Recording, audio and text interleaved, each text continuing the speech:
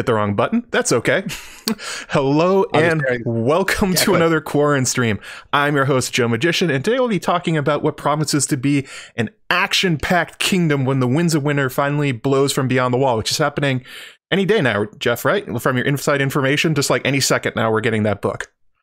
You know, George R. R. Martin is completing chapters, and I'm going to take that as a positive sign for the Winds of Winter coming out at some point soon. So obviously this means this week, I believe maybe he's announcing the publication on Saturday. Maybe he's announcing on Saturday for a publication on Sunday. So stay tuned to the Nota blog within the next couple hours. You could see something really interesting. You could. I'm not promising it, but I'm saying that you could. Or if it's not this week, it's going to be the next week, of course. So Jeff just lied to us right there. Anyway, so I qualified all of my statements with could, would, maybe. Big lies. I didn't technically lie to you. I led you astray. There's a little subtle difference there. You gave us the shadow on the wall. Drink. I know it's 2 p.m. or it's 2 p.m. Eastern Standard Time, 11 o'clock in the morning on the West Coast. You know, go ahead and start drinking now. I'm gonna be making sure to drop as many Song of Ice and Fire memes as I can. So we'll be talking about the storming Stormlands. Now, you'd think this kingdom wouldn't be a hotbed of action, you know, since good King Renly was assassinated by a shadow, and Stannis the worst Baratheon left it to go north and chase that high being called a king by a bunch of dudes. And yet, it promises to be one of the most exciting and impactful stages that George has to offer in the Winds of Winter. We have an invasion, betrayals, romance, tragedy, battles, castle assaults, a coming-of-age raunchy comedy. Yes, that's true. And most importantly, elephants. That's right. We're finally gonna get our elephants. And joining today is the Stannerman of Stannermen, the fandom villain, the Twitter heel, and co-host of the Notacast podcast, Jeff, aka BryndenBFish. Jeff, how you doing? I'm doing great. So I guess it's the part where I say hello and well, no, I'm not going to do that this time. I am really happy to be here. Matt's been on so many of our episodes for the regular Notacast, going back to Jon 1 and 2, which we did like a year. I listened to that very recently, actually, because I was doing some prep work for Jon 6 and 7. And like, oh yeah, we did this. When we did this? Oh, it was like October 2019 when we did that episode. And then we had our month of Davos. We did 4 parts of Davos, and you joined us for part 3 for that. So that was really special and awesome to have you here, and it's fun to be here to talk about the Stormlands, because this is a place that I personally find to be one of the most interesting spots that the Winds of Winter specifically is going to take us, because so much 99, 98, even if you want to be generous, of what 98% of what we saw in Game of Thrones is not going to be replicated in A Song of Ice and Fire in the Winds of Winter. There's no Jon Connington. There's no Aegon. There's no Golden Company. Well, there is a Golden Company. There's a Harry Strickland, I guess. Right. There's some guy with that name.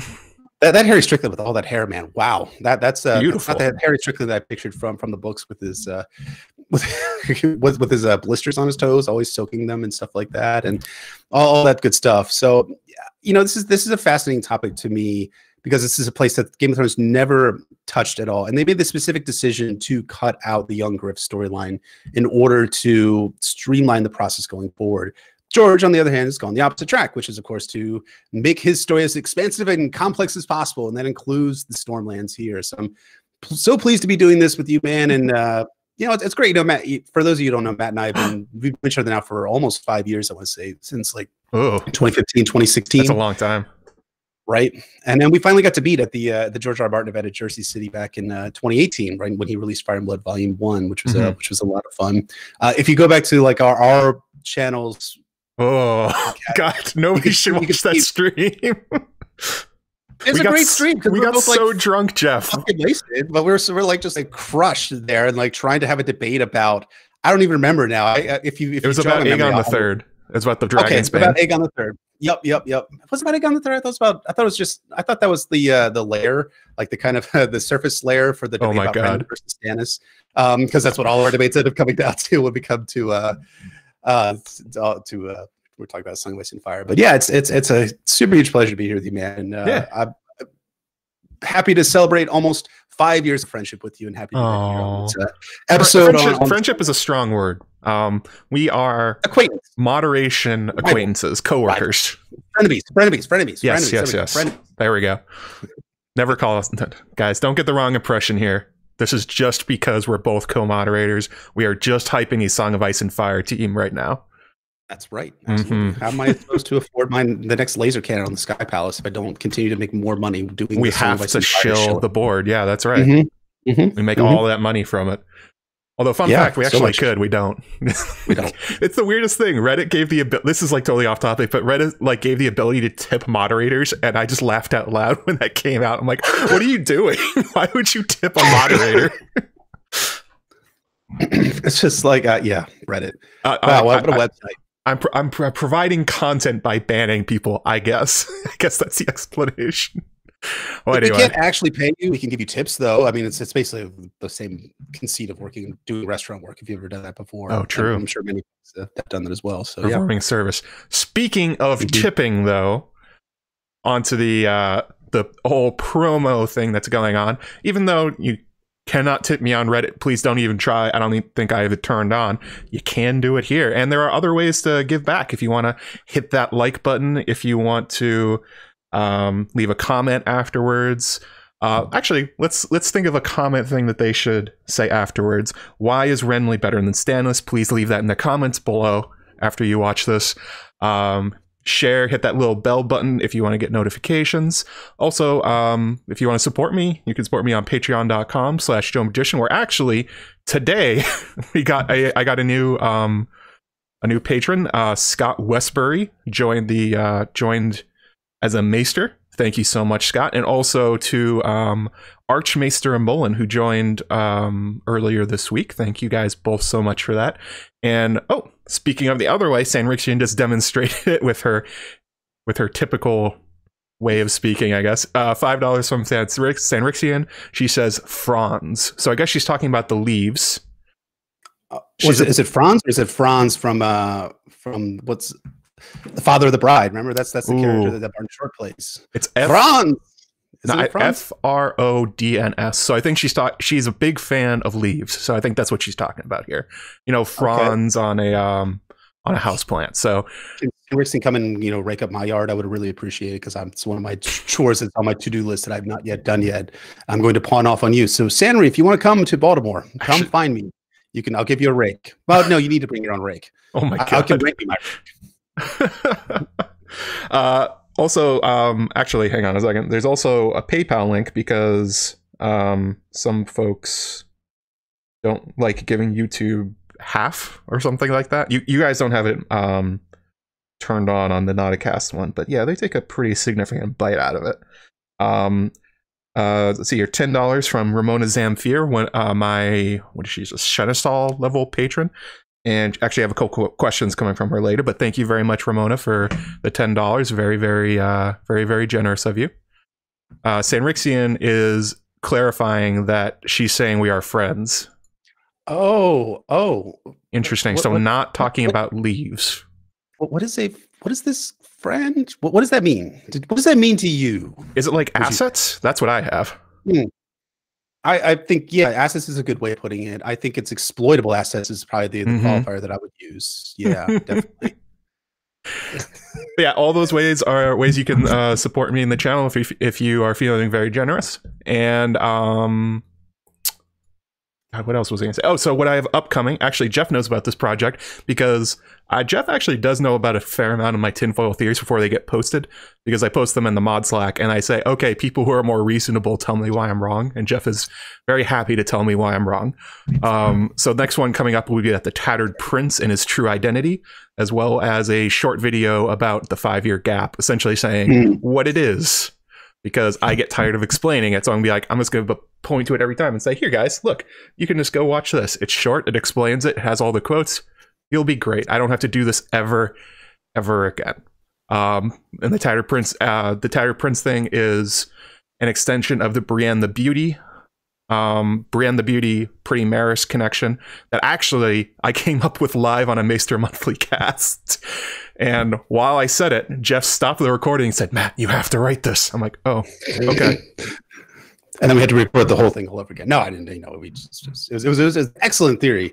And this one I think was going to be equally excellent with a lot of interesting candidates. I won't spoil anyone here. like, as you folks know, I like to keep all the secrets that I know completely under wraps and to myself, because that makes me feel good to be withholding from all of you. That is how he does. Oh, another super chat from Cam, $2. Thank you so much. Shitting on your mods, how kind and professional. Yeah. Song Vice Admire Fire mod team. We are just co-workers. Just co-workers, just friends. No, whatever. Exploitable assets. It's fellow exploitable assets. That's right. That's what they are. Oh, and $10 from Amy Blackfire.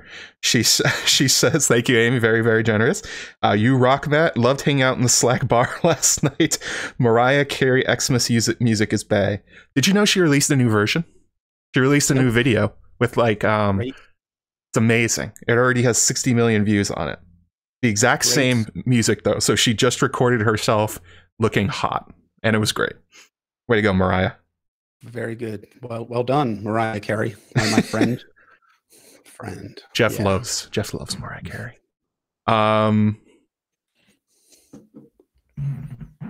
think that's it for also for promos. We were talking about this before it goes live. Speaking of merchandise, with that video, the Tattered Prince coming, I will be launching like t-shirts and whatnot.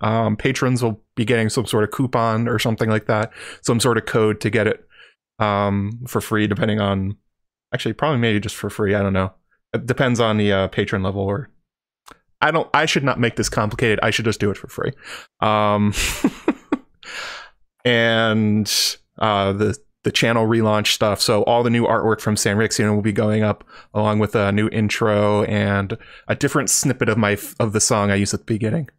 So with that, I thought I actually have, before we go into the rest of the Stormlands stuff, I have a email here. I don't know if you guys know this. I do have an email you guys can send questions to if you want me to address them during chat, and if for some reason you don't want to put them on YouTube or send them through the other ways to get me.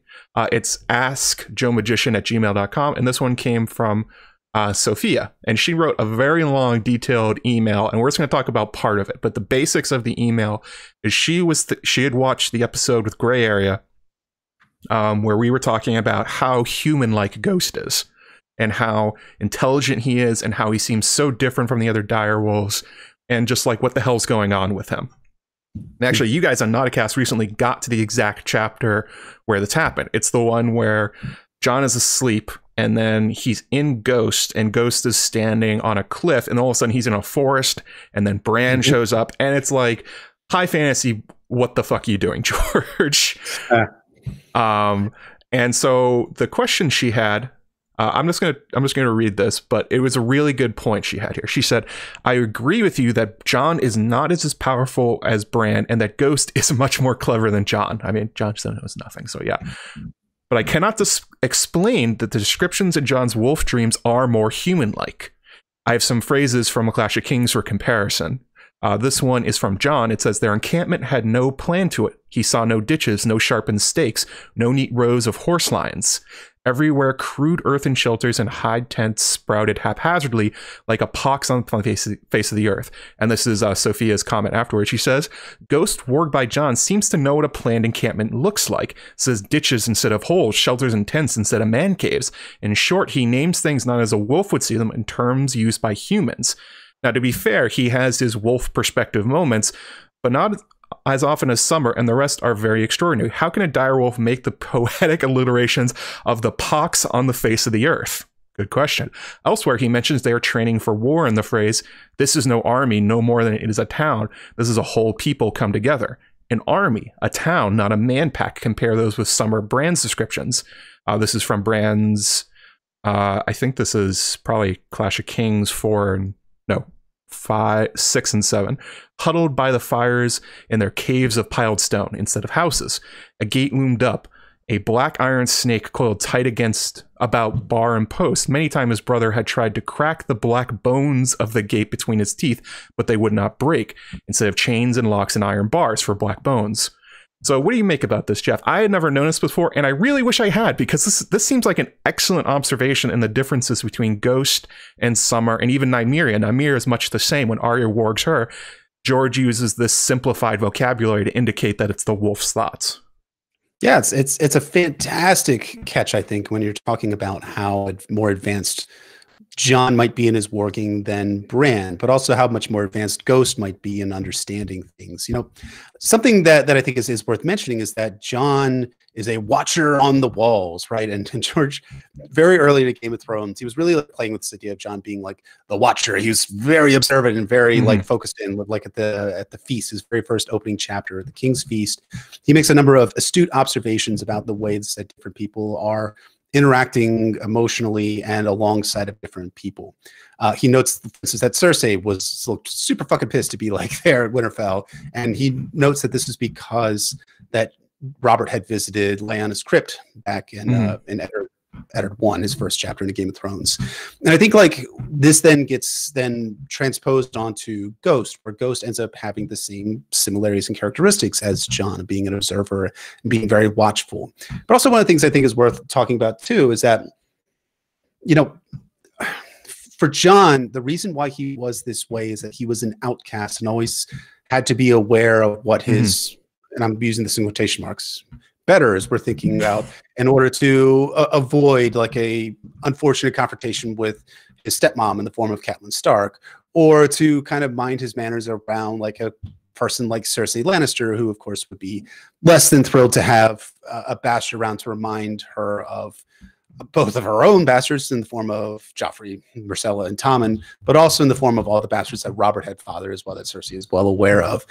Ghost, I think, is the same way, and he's the outcast. He's the albino direwolf amidst the pack, and so he ends up being much more observant than the other direwolves. And I do wonder whether there's an element of human culture, which again gets transposed onto wolf culture, which is similar to how Jon is interacting with the world around him. So I think those things are really good, and I think like the email itself captures something that we never saw in the episode itself, and when we covered Jon 7, which is how in depth Ghost's understanding is. Instead of making like human things into wolf imagery, like the coiled snake rising in the air, which could have been smoke, could also be a dragon, and some people have theorized, which I don't think it is likely, but I think it and also like the iron bars being like teeth, as opposed to being iron or bones. Bars. That's or bones. No right. understanding exactly. what iron is. He's just like, it's a hard thing, so it must be bone. Right. And caves of piled stone. Piled stone, of course, being houses or castles in the form of Winterfell. I mean, that imagery is brought up in several of Bran's chapters in the Clash of Kings. So I think that's great. And I think like having Jon have this wider perspective, and which ends up getting mirrored in Ghost is excellent. And having Jon be interestingly like less like trained, like one of the things we talked about in that episode on Jon 7 is that Jon does not have a magical mentor figure like Bran does, because Bran has Jojen, and eventually he's going to have Bloodraven for a short time before Bloodraven very sadly passes away due to extremely natural causes. I think that's yeah, sure, man. yeah.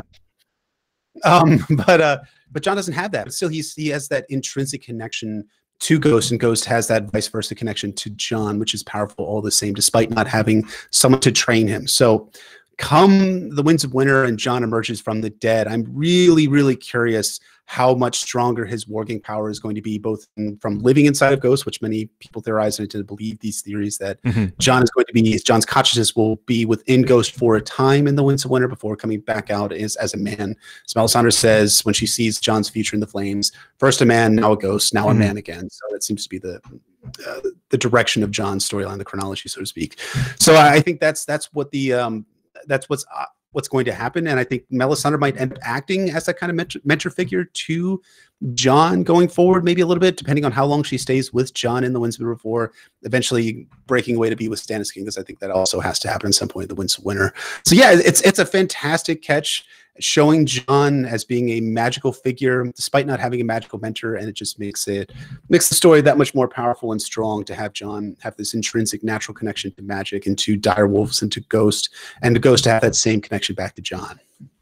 It definitely, even if you don't go into the crazy tinfoil thing, which is actually where the rest of the email went into, Sophia went into the idea I've had that perhaps that Ghost is maybe almost like a reincarnated person, or it's kind of like a second life, that as soon as Ghost was born, a human consciousness took over because he's so smart compared to the rest of them. And she was like, oh, what if it's Rhaegar, or what if it's these other people? I'm like, yeah, those are interesting possibilities. I enjoy thinking about those, but I think the more reasonable take is probably that Jon and Ghost's relationship is far more equal than any of his siblings.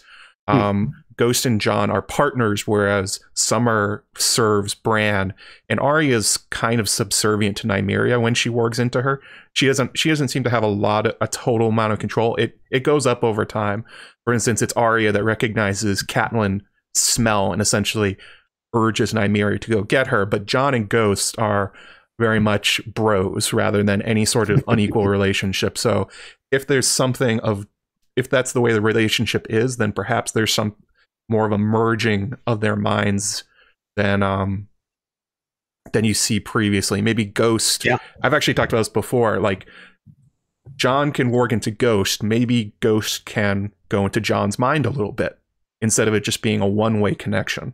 It would make some interesting sense, and George loves playing with that kind of metaphysical, psychic kind of things work.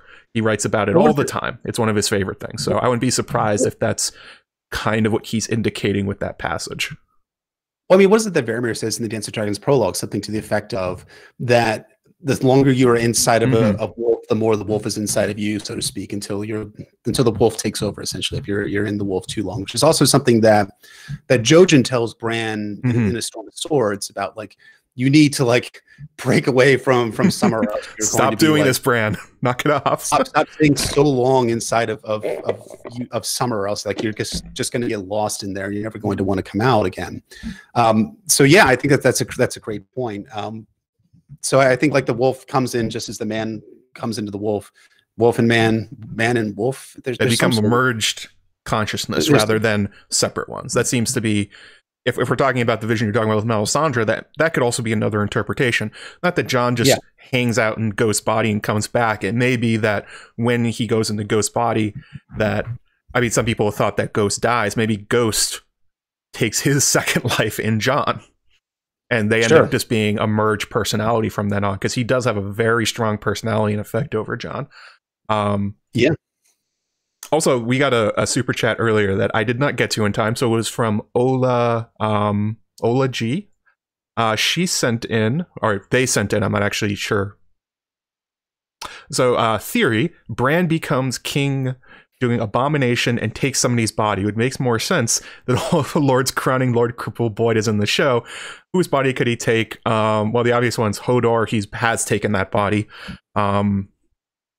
There have been theories in the past that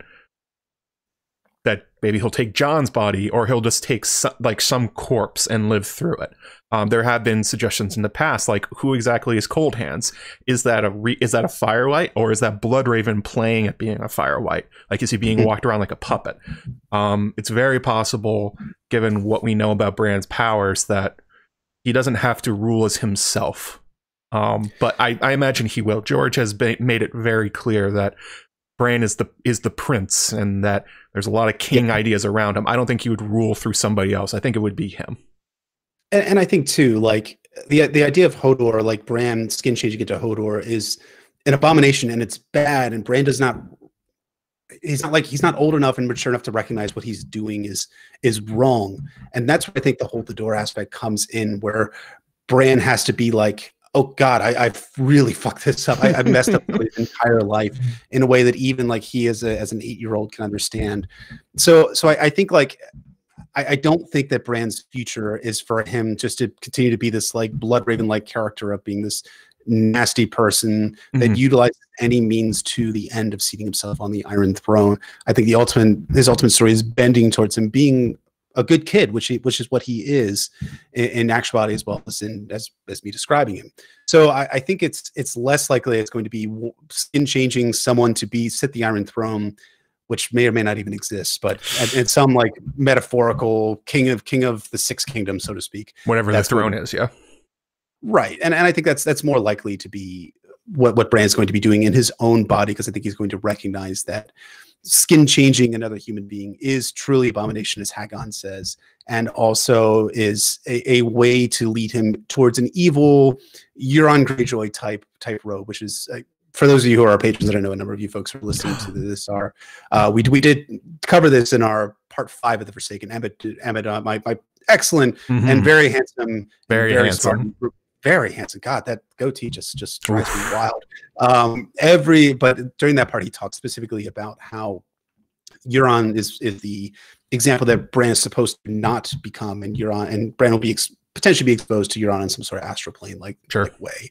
And I think that's going to be ultimately Bran's going to be continuously, and for the rest of his life, this bittersweet way that he ends his arc and his story as King of Westeros is he always knows that he can become like my fucking microphone, and he can become like Euron Greyjoy, and that temptation and is always there, but he has to resist it, and that has to be the way that I think he is going to end up ending his story in a Song of Ice and Fire. I agree. The path is there for Bran. I don't think he'll take it. That's sort of the point. He's having people saying, Bran, well, at some point he will, because Bloodraven hasn't done that yet, but at some point he will.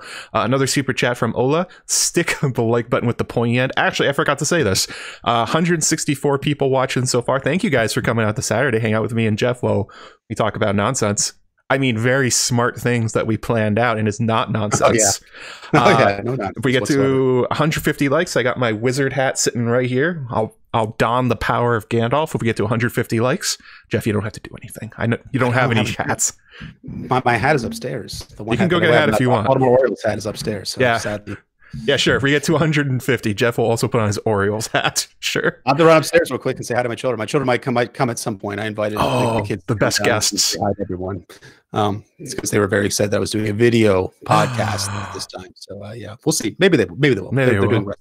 Yeah, so slam that like button. We get up to 175. I'll put on my Germ hat, sitting also right here with the very fancy emerald turtle. Also, yes, the Emmett thirst is ever present. Although he put a thing on Twitter yesterday where he was like, "Which celebrities do you look like?" And he does look like Edward Snowden. It's true. a very handsome Edward Snowden. Bless his heart. Yes, indeed. All right, so we should probably get back to the Stormlands. Thank you, Sophia, for the question. That was really great. Also, the super chat questions. So we're going to lead off here with a quote. And I think this is maybe one of your favorites, I would guess, right? Especially your love of Young Griff and everything that's going on here. So this is from the Dance with Dragons Kevin Lannister epilogue. And it is after Kevin has been quarreled to death, well, close to death by Varys at this point. I will be playing the role of Kevin. Jeff will be playing the role of Varys. So you get to hear his Varys voice, which just will be... because I'm going bald, I play Varys. Is that what's going on here? Just because I'm going bald? Okay, I see it. I see what you're doing. Yeah. Just saying, you could shave your head. Anyway, so here we go. Aegon? For a moment, he did not understand. Then he remembered. A babe swaddled in a crimson cloak. The cloth stained with his blood and brains. Dead. He's dead. No. The eunuch's voice seemed deeper. He is here. Aegon has been shaped for rule since before he could walk. He has been trained in arms as befits a knight to be. But that was not the end of his education. He reads and writes. He speaks several tongues. He has studied history and law and poetry. A septa has instructed him in the mysteries of the faith since he was old enough to understand them. He has lived with fisher folk, worked with his hands, swum in rivers and mended nets, and learned to wash his own clothes at need. He can fish and cook and bind up a wound. He knows what it's like to be hungry, to be hunted, to be afraid. Tommen has been taught that kingship is his right. Aegon knows that kingship is his duty, that a king must put his people first and live and rule for them. Thank you, Jeff. Thank you. Perfectly done. Another Emmy Award-winning performance. Let's drive on. A Webby Award. Webby Award. That's what we'll be getting here. Okay. So yeah, that's the introduction here. The big part, obviously, of the Stormlands will be the influence, or I guess the action that will cause all the others, and that is, of course, that Aegon, aka Young Griff, or I'm just gonna call him Young Griff just for simplicity for the rest of the stream, but he has landed in the Stormlands with the Golden Company. And I just wanted to go over quickly, like, so why is this worth a stream? Why are the Stormlands going to be so important? Well, I think the first point is that when people think of A Dance with Dragons and the end of A Dance with Dragons, they think about Daenerys in the Dothraki Sea and those very poetic and powerful passages. They think about Jon dying. They think about Cersei's walk. But that is not how A Dance with Dragon ends. A Dance with Dragon ends with the small council and Kevin Lannister meeting and talking about Young Griff's invasion and how all the ways George actually lays out through Kevin and also through Varys exactly how this invasion is going to change everything in Westeros, and it's going to be a major focus of the book. And it just so happens to be occurring in the Stormlands, which is, thank you, George. Thank you for giving us the summary of most of the Winds of Winter, which will be Young Griff's landing, destroying every plan that everybody has in Westeros. Yeah, I mean, this storyline is one of the most intriguing and one of the most densely plotted storylines that George has been planning. And we can see his planning for a number of these events going all the way back to A Feast for Crows. And when George invents the Golden Company, which occurred while he was writing A Storm of Swords, but did not actually ended up writing them into A Storm of Swords proper. But he said they would be in A Dance with Dragons. He said that back in 2000. So this is a place that George R. R. Martin has invested a lot of time and effort in building up. And I think A Dance with Dragons serves as almost the prologue for much of the events from the Winds of Winter. Mm-hmm. And, before we drive on, I figured I would talk about this real quick, and that, people look at a character like Young Griff and they're like, oh, fucking Young Griff and Quentin Martell and Brienne's Journeys in the Riverlands, just a bunch of filler to pad out the book, this bloated piece of shit book known as A Dance of Dragons. And first of all, you were banned. Second of all, you're in jail because I'm going to come arrest you. And third of all, you're wrong, because none of this is actually just padding out the story. This is integral to the story of A Song of Ice and Fire. Young Griff is a character which not only has resonance to events that are going to be occurring to the Stormlands, but has a resonance to what's going to happen in King's Landing, Dorne, the Reach, and ultimately is going to have an extreme amount of resonance to Daenerys Targaryen, which, of course, as we know from the Arianne sample chapter from the Winds of Winter, the first one, Teola, I think I'm getting your name right.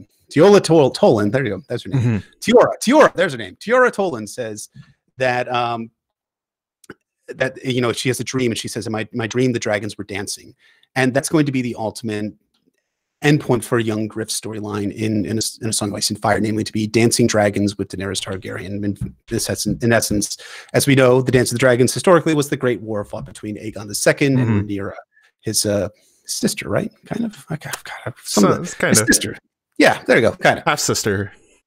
Yeah. The one aspect that is, I think, the most intriguing about all of this, and which makes it even more interesting to talk about in the year 2020, is that we saw what happened with the story of A Song of Ice and Fire when it did not have Young Griff in it. And, you can make a very compelling case that David Benioff and Dan Weiss had to streamline events that George was planning for A Song of Ice and Fire, because, again, he had not written The Winds of Winter yet before he had gotten to before the showrunners had transitioned to storylines that would be occurring after the end of A Dance with Dragons. But we can see what happens when we have an absence of a storyline, how that impacts other characters for good and ill. And I think the absence of Young Griff led to some, I want to say almost like a diet, like the Diet Coke of a Daenerys Targaryen story. Does that make sense? Yes. I mean, like it's like the taste is still there. Like you're still like drinking soda ultimately, but there's not a lot of flavor. And I drink Diet Coke because, I don't want to get like enormous, like I can and have in the past. And, but I enjoy Game of Thrones. It's very open of you, Jeff. I mean, I just gotta be vulnerable. So like the 3,000 people that are watching your stream right now, right? Yeah. Thousands of them. But ultimately, it does not have like the same taste. It doesn't have the same substance as we will likely going to see with the Winds of Winter and with A Dream of Spring, which I think the Young Griff storyline is going to bleed into A Dream of Spring most likely. We got a very abbreviated version of that. For instance, the Varys betrayal to Daenerys is very likely the stand-in for probably the Martell betrayal. Obviously, Varys in the books is going to betray Dany, even though he initially had plans for her. Young Griff, anyone that follows him will be against Daenerys, and she'll probably interpret that way. And also the idea that Jon would be the someone she has to fear as a challenger makes a lot more sense if she has to already go through another Targaryen challenger to her throne. And if there's another one, well, you can see how that would have a lot more impact and make the distrust and the sort of frayed mentality that she ended up having and the anger she felt make a lot more sense if there's another character in between that very clearly says you have no right to what you think is yours, which Jon was never doing in the show. So yeah, that was kind of missing. this is kind of how it goes. Also, Aziz, aka History of Westeros, has showed up, and he's commenting that we dress to match. Thank you, Aziz. Also, hello. Hi. Hi, Dad. How's it going, buddy? So obviously the first part here is Aegon's Landing Part 2. So like Aegon the Conqueror before him, Aegon, Young Griff has decided for him. It's kind of unclear that the Stormlands will be the first target in his conquest. Aegon the Conqueror, when he landed with Rhaenys and Visenya, his first thing was to take out Argilac the Arrogant, and from there go after Harrenhal. So very resonant by George, making sure the relationship between Storm's End and the Baratheons and Young Griff is showing up. But again, we know by the end of A Dance with Dragons, the Golden Company has landed like half of its 10,000 troops on the coastlands of the Stormlands and the islands under the command of Jon. Definitely not Ned Stark if Robert had died, plus about 10 years Connington fighting for his ancestral home. And this is something I wanted to talk to you about because it struck me when I was reading them back. Do you think the Stormlands is the best practical target? Should that really be where Young Griff and the Golden Company are attacking Westeros from? Or is this more fueled by the fact that Jon Connington really wants Griffin's Roost back? That's a great question, man. I think the answer is both. I think, what was that Howden Halfmaester tells Jon Connington in The Griffin Reborn? He says, we could have scarce timed our landing better because Stannis is up in the north. The Mace Tyrell has just, broken his siege of Storm's End in order to race back to King's Landing to try and save Margaery Tyrell.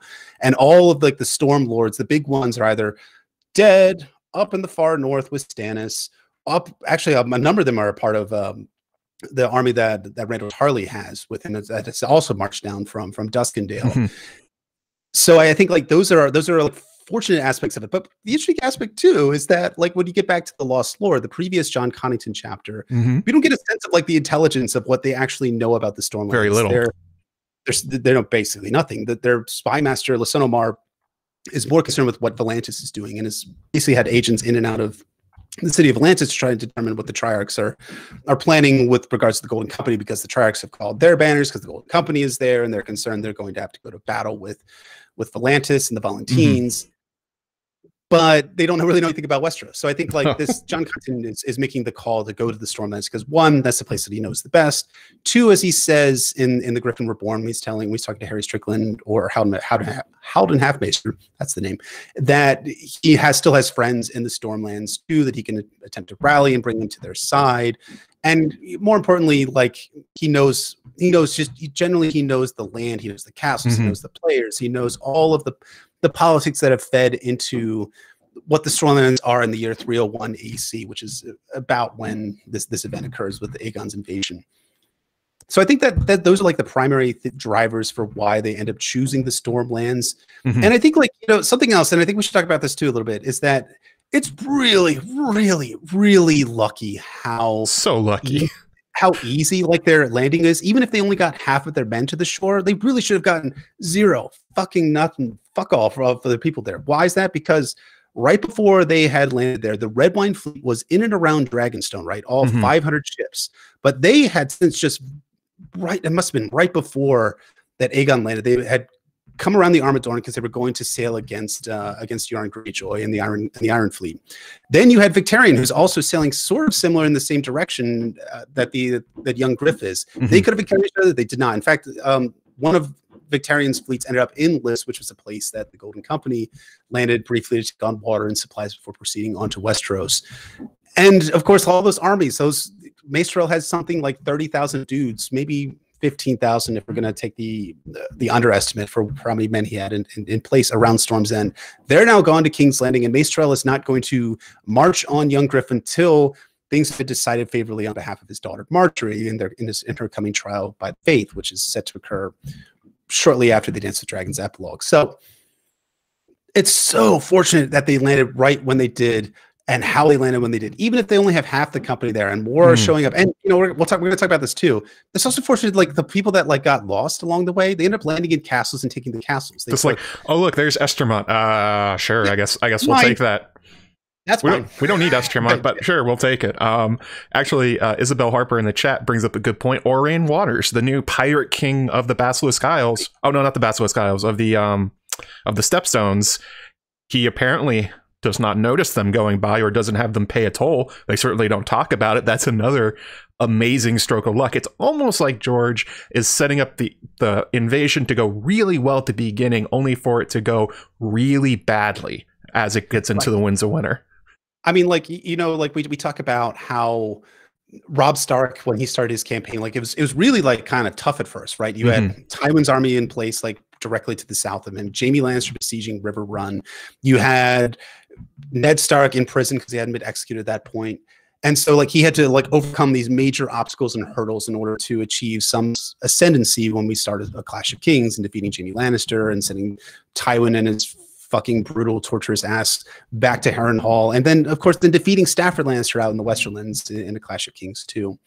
All of these things were major obstacles for Robb Stark when he was attempting to gain his crown. And I think we're going to see similar obstacles for Jon Snow's storyline as he ascends to King of the North at some point in the Winds of Winter. Sure. Those obstacles don't exist for Young Griff. No. Like he's basically walking into victory after victory after victory after victory. And just speaking like just narratively, like how people write stories in books. Like if someone's going, as I was told in the army once, like if your attack is going really, really well, it's probably an ambush. In the same way that kind of works for narratively speaking. If your storyline and your narrative is going really, really well, it's leading to fucking disaster at some point down the road. And that's what's coming for Young Griff at the end. But I'm getting way ahead of myself. Way ahead of yourself. Actually, as Bookshelf Stuff is also want to say when we talk on Maester Monthly, he says, if the author tells you what's going to happen, it's going to go wrong. And we know the entire invasion plan for Connington and Young Griff. Therefore, they're fucked. But they don't know it yet. And this is something I know you have written extensively about. You have Mace Tyrell and Friends in the Reach versus Young Griff. So this is a wrinkle that's happening. And this is something that's noticed primarily in the epilogue of A Dance with Dragons, that Kevin Lannister just happens to note that he thinks Randall Tarley can be pried away from Mace Tyrell, and perhaps quite a few of the Reach Lords, in particular the Red Ones. So what do you make of this? Is this oh, hang on one second. Lemmy B donated $5 saying great stream. Thank you so much, Lemmy. Very, very generous of you. So what do you make of this? Why is it so important that the Reach Lords are, George is telling us they're up for grabs? How do you think this is going to play out? So this is a fantastic question, and just a great way. And this helps to illustrate the entire storyline, why it's so fascinating to me. And for me, you know, a lot of folks are really interested in the magical side of A Song of Ice and Fire. Hey, how's it going? Hey, what's going on, buddy? But I am too. But for me, like I tend to gravitate more towards the politics of A Song of Ice and Fire. I have a whole blog called "The Wars and Politics of Ice and Fire." Have you read it? It's okay at some points. It's good. But yeah, it's okay. It's sometimes, you know, sometimes I go back and read my own work. I'm like, yeah. I was rereading some of the stuff for Below the Conqueror to kind of get like back in the mindset of talking about this. And I'm like, God, some of these essays just need just a degree of editing in order to make these just a little bit clearer and better, and less like 10,000 words and more like 5,000 words. Anyways, so Friends in the Reach. This is a really interesting topic because I think it's Laswell Peak that brings up like, we still have Friends in the Reach. Of course, the Peaks have friends. Bullshit Peak. Right. Yeah, there is a peak lore that exists at somewhere in you know the Reach. I think I can't imagine they have more than just a pop tent there and maybe like a lamplight that they've been granted by their overlords because of how many times they've rebelled and been on the wrong side of rebellion. So I can't imagine they're actually the Friends of the Reach. And I think, excuse me, I think Laswell Peak is referring to like, the traditional allies of House Blackfire that was fighting on our sides, all those secondary houses that were joining up with us. In terms of like all the failed rebellions they've had in the past. Here's the issue. Laswell, those houses, if any of them exist anymore, they're significantly reduced. And if they are not significantly reduced, they have been co-opted and brought into the fold of the royal house of Westeros in terms of the Lannisters and the Baratheons. But the thing is that Laswell Peak is not exactly wrong because he does reference Randall Tarley, and I have to throw it over to our friend Aziz from History of Westeros, who I believe is in the chat still, and he has a great. He talked really strongly about this when he did his episode on the Advance of Dragons epilogue from several years ago, in which he talked about like how much Randall Tarley is protesting, like Everything. if it is Jon Connington, if it is Aegon Conqueror, Wink, wink, wink, wink, wink, wink, wink. Methinks Lord Randall Tarley protesteth too much. And, you know, Connington makes this point that he's starting to send out letters to potential friends and likely allies, as he says in The Griffin Reborn. And that's, in my opinion, one of those letters might have ended up in the hands of Lord Randall Tarley, who, by the way, is really, really pissed off that he's basically been written out of any of the gains that his overlords, the Tyrells, have gained from siding with the Lannisters, right? He wanted Brightwater Keep, right?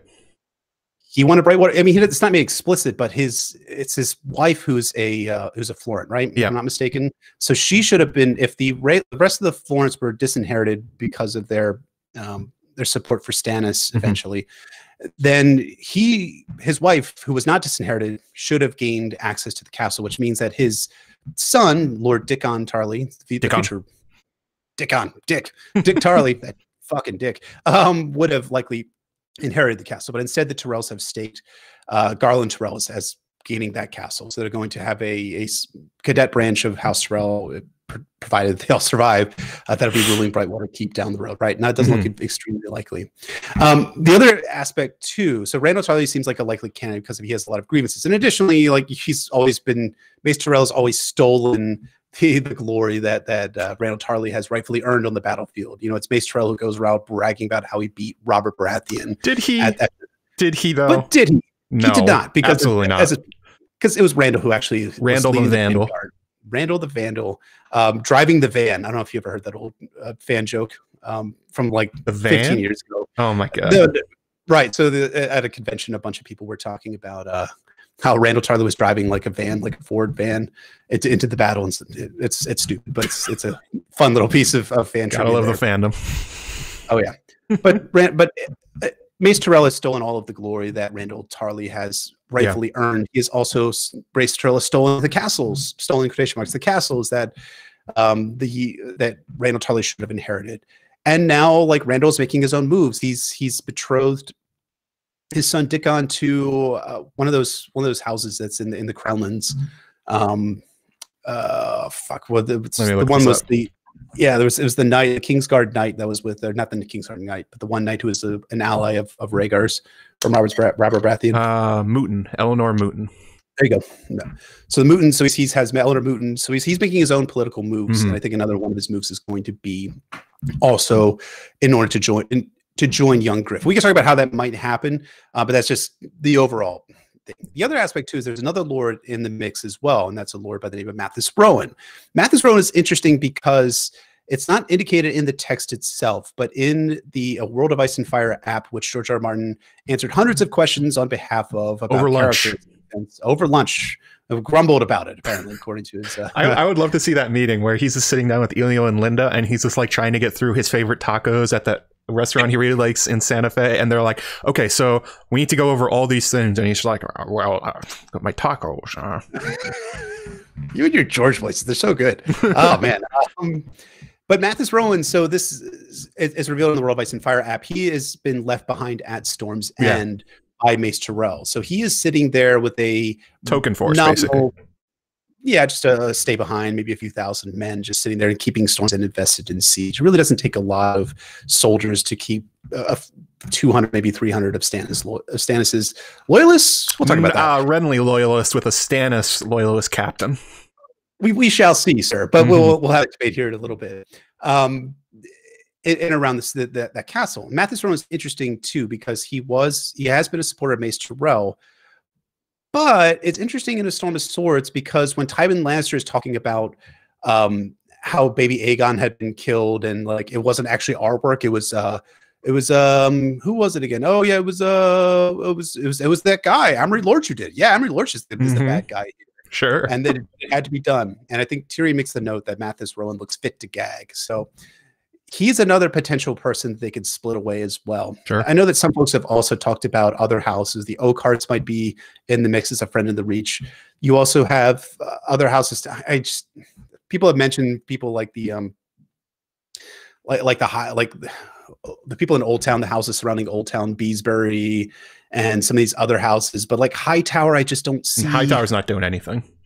No, they're except not doing getting their ass kicked by the Ironborn. Exactly. Their storyline coincides with Euron's. I don't think they're going to have really much of a say when it comes to when it comes to the eventual alliances that Aegon is going to make with his friends in the Reach. So I think like that's my overall take about the friends in the Reach. But I think it's also interesting too that Connington mentions that he has friends and potential allies in the Stormlands too. And I'm curious. I mean, I know like we're going on and on about these houses who could potentially align with Aegon, but I figure out about Reach houses specifically. But I figure I would toss over. Do you think there's any Stormlands houses that are potentially eager to join up with Aegon's side? Well, there's definitely some local ones, and that would be the old cadet branches of House Baratheon that are still out there. So there's House Boiling, I think they're called, or I forget how to pronounce it. And then there's another one on Cape Wrath, where these are bastard houses that they become essentially their own houses within the Stormlands, sworn to the Baratheons. But as far as everyone else is concerned, they have the Baratheon bloodline. Everyone knows they do. It's just, they're not the main family. It's the same as the I mean, you see it all the time. It's like what's a perfect example of a bastard house?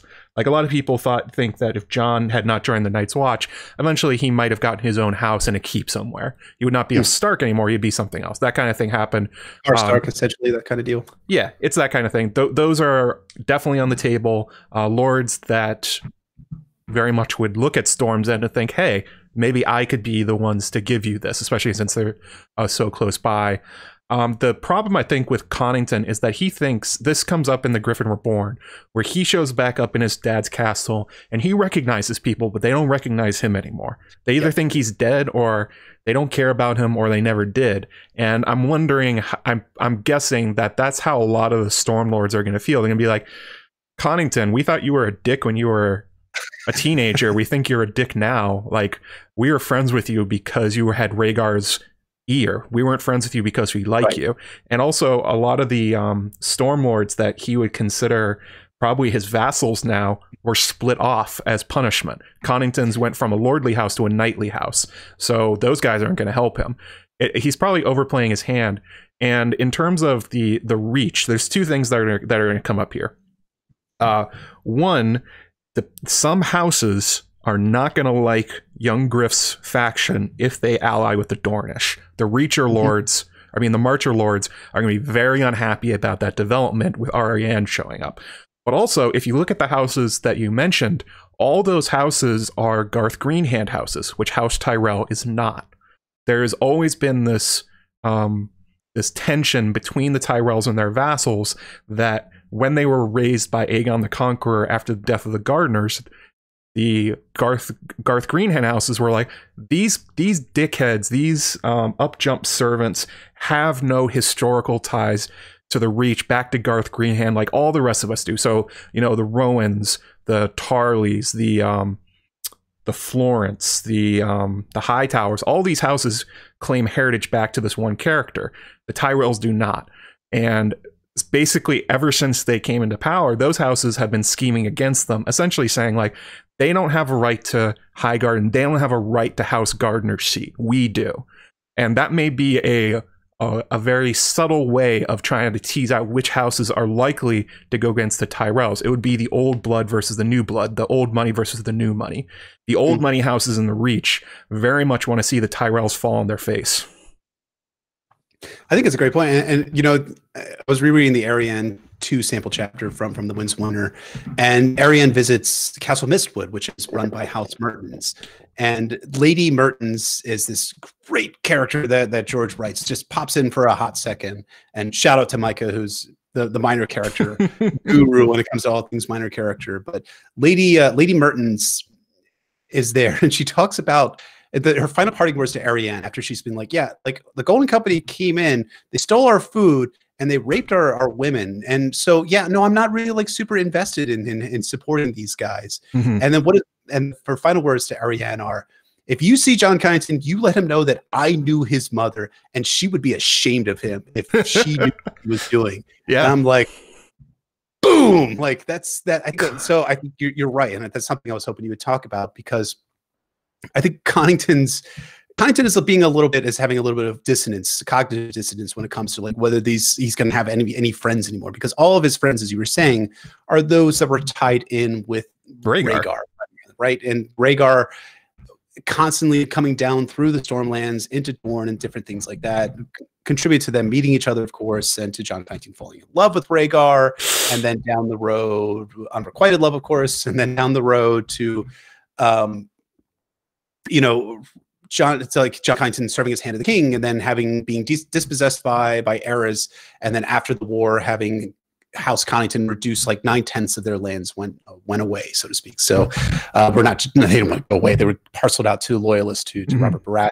So any friends that Jon Connington thinks that he has from 281 AC likely are not his friends anymore, and many of them are also potentially dead as well. That's the other aspect too. When the real melancholy in Connington's chapters in A Dance with Dragons is, one, he's dying, obviously, and two, he's been away for so long, and he's thinking that he can return back to the way that things were before Robert's Rebellion. And that's just not the case. Like, the entire political landscape of Westeros has changed in those 19 years since he was exiled by Aerys Targaryen. And then died, according to everyone else. They've let him go. Right. They've all moved on. I mean, can you imagine, like, if a friend of yours, I mean, I'm trying to think, so I'm 36 years old now. Connington returns in 301 AC after being in exile for 18 years, just doing this stupid monkey math right now. If like a friend of mine from when I was 18 years old showed up and was like, "It's me, your friend," I don't know. I didn't even have any friends. Did you have friends? No, not really. Yeah, not really. I got into college when I had a weird period because I was, anyways, long story. Costume's tale. Costume's tale. Yeah. Showing back up, be like, "It's me. Let's get back to like taking the Iron Throne for this kid. It's Aegon right there. He's right there. The guy that you." No, I think a lot of these people are gonna be like, no. Well, good luck on all that. If you end up like doing well in your coming battles, we'll it's in my favor. If I can like get something out of it, maybe, and you're looking victorious and like you're going to be triumphant in your coming campaign, then yeah, let's get a beer. But before that, though, I'm gonna the other aspect too is that so many of these lords are just not present, right, in the Stormlands right now as well. That's another aspect. Very few of these lords are there. I think they only mentioned one by name. That's Old Lord Whitehead. Of course, has Adam Whitehead, yeah, Sir Adam Whitehead, who of course is a fan extraordinaire of A Song of Ice and Fire, who runs the blog, the pop culture blog, but also has some Song of Ice and Fire stuff called called Brit Zone, and also the Atlas of Ice and Fire as well. If you hear any banging, that's my children upstairs. I think they're building something. I don't know what. Probably a tower of some sort. Bran the Builder up there. There we go. Yeah. So to add on to that, not only Connington very much feels deeply that he failed the rebellion. I mean, that he failed the loyalists at Stony Sept, and he's not the only one that thinks that way. A lot of the Targaryen loyalists curse Connington's name for letting Robert escape, which then, as Connington lays out, led to Rhaegar dying, which led to the sack of King's Landing. So it's not like he's a conquering, amazing hero who was widely beloved and is known for being an astounding commander that's going to win anything. He's got a bad reputation. And on top of that, he showed up with the Golden Company. And everyone knows what it means when you show up with the Golden Company. They're going to be dispossessing lords, which means, as Howden Halfmaester lays out, you have less to give out, my lord. Everyone in the Golden Company is going to want their seats back, and they're going to want more. So where are you getting your support from? It seems like it's mostly going to be carved out of Tyrell lands. Right. And I think like the Storm Lords and those Knights of Summer, as we'll talk about here in a bit, those folks are primarily swayed by victory, right? They always tend to chase the royal claimant who is appearing victorious. And then when he stops appearing victorious, they immediately switch to the next person. Yeah. So as you know, as Davos says to Stannis in Clash of Kings Davos 2, a moon ago or a year ago, they were Robert's men. A moon ago, they were Renly's men. Now they're yours. Who will they follow next? I ask. And, you know, these guys are all skilled warriors. A lot of them have had a lot of battle experience, either in Robert's Rebellion if they're a little bit older, the Greyjoy Rebellion if they're middle-age-ish, and more recently in the War of the Five Kings. But who are they fighting for? Renly, Stannis, Joffrey, Tommen. You know, these folks have not fought on behalf of the Targaryens at any point in time. So that's it leads to a place where, you know, where you're Connington seems like he's on the losing side, even though he's walking into victory after easy victory so far. Things are only going to get tougher for Jon Connington and the Golden Company. And again, you bring up a really good point too about all these people from the Golden Company who have adopted Westerosi names and bastard names, and even like true-born lordly names and noble titles. They are going to be looking to retake their castles and lands. So Connington and Young Griff have to target potential allies and friends in those that they can have a reasonable chance that they don't have someone in the Golden Company who wants to really take that castle from the sword, which makes it kind of a delicate walk and balance for these guys as they're waltzing into Westeros so far. The question is whether they're going to have enough time to really do that before Daenerys shows up. But we'll get to that one in a bit. But yeah, there's some big problems there.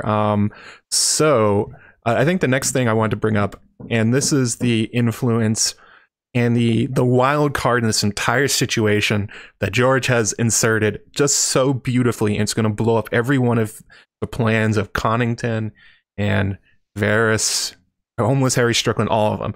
And that is named Arianne Martell. Arianne is going to absolutely destroy all these great plans. But why? Why is she going to do this? Well, Ariane has been sent by Prince Doran in order to, you know, just go check out this Targaryen would-be. See if he is who he says he is. Ariane has her own objective here, and that is, as laid out very explicitly in her chapters, she doesn't want her father to make matches for her. She wants to make them for herself. She wants to amass her own power. She's tired of living in Quentin's shadow and Doran's, and wants to step out into the light, kind of like a Dornish Cersei almost, where there's a real ambition for power that she feels that she can use, her sexuality and the fact that she's not married to push forward. The problem is, as Jon Connington says to Haldon Halfmaester, Aegon cannot, or Young Griff cannot marry. Why? Because Daenerys is coming, and Daenerys has dragons. And the only thing they have that Daenerys would want is possibly a marriage to Young Griff. So no matter what, throughout all of this, Young Griff cannot get married. He cannot fall in love. He cannot be seduced by anybody. He basically has to be kept in a sexual bubble. No women can get near him. Unfortunately, Arianne Martell is extremely good at breaking those bubbles, breaking vows, and getting herself in the places she's not supposed to. And when you look at the pact that Arianne is now aware of between House Targaryen and the Dornish, it's very likely that she's going to go beyond what Doran told her to do. And when she sees Young Griff and the chances and the conquest they have made and how good their chances are of unseating Cersei, I don't think there's any shot in hell that Arianne does not say, I'm going to seduce this 15-year-old or 16-year-old, whatever he is, and use him to rule Westeros through. And that fucks up everything. That's a fantastic point. And I think like this is one of those things that I don't think a lot of people see coming in the Winds of Winter, and that there's going to be a major conflict between Jon Connington and Arianne Martell. So I think people broadly agree that Arianne Martell is going to end up marrying Young Griff, and they think that's going to be a major event that's going to propel Dorne into the war. All well and good. Which neither of the sides in charge want. Young Griff's side doesn't want that, neither does Doran. They don't want this. Arianne does. Correct. People are saying that Young Griff is 18 in the books. What Matt has alluded to is that Young Griff, if he's a son of, well, if he's a Blackfire, is probably not. Oh yeah, if he's not if he's a Blackfire pretender, then his age is unknown. If he's supposed to be Aegon, son of Rhaegar, then he's actually like 15 or 16. Right, exactly.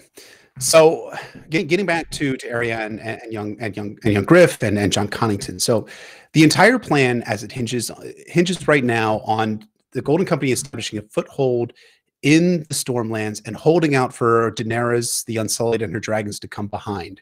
and then for Arianne, and then for Young Griff and Daenerys to get together and get married and conquer Westeros with dragons together. In a way, Jon Connington has not advanced quite beyond the original plot. You know, that was Illyrio's, the 5th or 6th iteration of Illyrio's plot in order to conquer Westeros with Aegon Targaryen. Aegon Blackfire. The aspect though is that Arianne is showing up, and Arianne not only has her own ambitions, which are very present there, but she's also been, you know, Doran Martell has told Arianne Martell, like, actually, you are originally going to be the Queen of Westeros. You're going to be Sarah's Targaryen, and now you're going to be king and queen together. But no, I'm sorry, not do that anymore. I'm so sorry. You're just going to have to settle for being the Princess of Dorne after I die, because Quentyn is going to be the king of Westeros because he's going to marry Viserys' sister. Yeah. Talk about like unintended consequences for Doran Martell. Doran Martell was attempting to, and I've got a lot of criticisms of Doran Martell, but in this moment, Doran Martell was attempting to instruct Arianne about what the plan was and why, like, she's been led astray her entire life. And he finally like lets in and gives her like what the original plan was and how it stands right now. The issue is that Daenerys is not in Westeros. She's still back in the Dothraki Sea at the end of A Dance with Dragons. She's not going to be in Westeros for potentially all of the Winds of Winter. Arianne's still being ambitious, and now knowing that she is the person that was originally going to be the Queen of Westeros, likely is going to reach out for that queenship as in a new context, in the form of identifying Young Griff as the king and herself as the queen. And of course, too, she is still, even by Arianne's 2nd chapter, she's still jealous of Quentyn Martell and still thinking that he is attempting to usurp. Her mind is like gone from Quentyn was trying to steal the Prince of Dornship from me to being like Quentyn Martell is trying to steal my queenship from me because Daenerys is going to be the queen. Not going to happen on my watch. So I think you're absolutely right that Arianne is going to go against her father's will. And we already see that at the end of her 2nd Arianne chapter from the Winds of Winter, because Doran Martell simply wants her to go north to observe what's going on and to send him letters back so that he, Doran Martell, can make the decision. Arianne is already going against that because she's like, I'm going up to Storm's End. You can't fucking stop me, Sir Daemon Sand. I can do whatever I want because I'm in charge here. And he really can't stop her. The only person who could really counteract her orders is Doran Martell, and he's not there. So she's superseding her orders already and already exuding that ambitious streak that we saw in her Feast for Crows chapters, that she was, you know, the queen maker. Queen, right, as being the queen maker. Now her queen making plot is for herself. She's going to make herself the queen of Westeros by attempting to sidle up with Aegon. So I think there's going to be a definite seduction of Young Griff in the Winds of Winter by Arianne. I think Jon Connington's going to be like, this is terrible. This is just so terrible. Like, stop, don't do this. Everything's going astray because this Dornish woman is showing up and she's way too sexy. George, why did you write her like this? And she's going to seduce everybody. That's her move. She seduced Aerys Oakheart. She went after Balon Swan. She's not going to stop. She tries to do Daemon Sand in her Winds of Winter chapters. Like, oh, well, we could make out, right? And he's like, no, I'm not stupid. He's apparently the only one that someone might be stupid, and that someone might be Young Griff. Well, even if it's not just her like seducing Aegon, she might hold over him, being like, if we do not get wed, there is no alliance between us. Oh, that's true. She could lie. Yeah. All of those soldiers that you know are massing in the Prince's Pass in the Bone Way, they're not fucking marching until we get married, because I am not going to release these men to join your service until you agree to wed me and to make me in fact as well as a name. So I think it's a brilliant thing. I think a lot of people have not really seen how complex this relationship is going to be in the Winds of Winter, and then factor in Jon Connington too, and him being like, oh no, please don't do this. This is bad. It's just going to be, it's going to be great. And also, you know, and I'm sorry, I know I'm monologuing a lot. I'm going to turn it back over to you in just a second. And I apologize, man. I know this is your stream, and I'm just it's our stream, Jeff. Back. Oh yes, it is our stream. Yes, because we're making a little stream here. Friends. Yeah. But the other aspect too is that gosh, I just lost my train of thought. Oh, Jon Connington, when he's thinking about Elia Martell, right? Yeah. He really doesn't like Elia Martell. He hates thinks her. that she's trash because she wasn't strong enough for Rhaegar like I was. But the reality is that, you know, she had significant health issues that Jon Connington was misogynistically being like, fuck her for being a woman, God, and for not being bearing more sons. God, what a stupid fucking woman. And I think he's going to end up transposing, or maybe not transposing, I'm trying to think of the right word, translating, so to speak, let's go with transposing things. Transposing Elia Martell onto Ariane, and like being like taking those same emotions that he felt about Elia Martell and feeling them about Ariane, about her not being strong enough for his silver person. So anyways, those are just a few thoughts about Ariane, Young Griff, and Jon Connington, which I think is a great complex relationship, and that dynamic is something I'm really looking forward to being explored in the Winds of Winter. It gets even more complicated because Haldon Halfmaester says to Connington, well, Young Griff can't marry her. Okay, fine, we're saving him for Daenerys, but Jon, you could. You're going to be the Lord of Griffin's Roost again. You have no children. You're unwed. Why don't you marry somebody, maybe this Arianne Martell person when she shows up? I mean, I don't think they actually mentioned Arianne, but Haldon's like, you can marry somebody. And Connington internally goes, oh, shit. Why? Well, not only does he have grayscale and he's going to die, but also Connington is, well, he's in love with Rhaegar still. He's in love, like, romantically in love with him. Connington is at bisexual or homosexual, one of the two. He does not want to get married to anybody. He wants the Silver Prince back. And it's very likely that part of Connington's human heart and conflict with himself is that, as you were saying, well, he doesn't like Elia. If he thinks of Elia as Ariane, and then he's put in a situation where he tries to essentially jump on the grenade that is Arianne Martell to marry her in order to seal this alliance. Well, that's going to be something very hard for him personally to do. That's going to be denying a fundamental part of his personality. And he's not going to want to do that, but he can't tell anybody that. These are all secrets he has.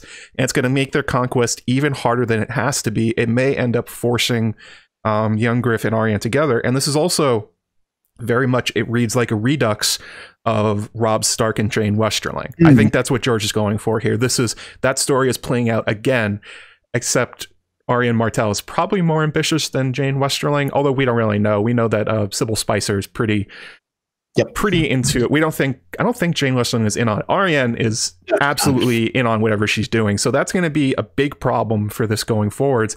And actually, this is something that we've talked about in the past.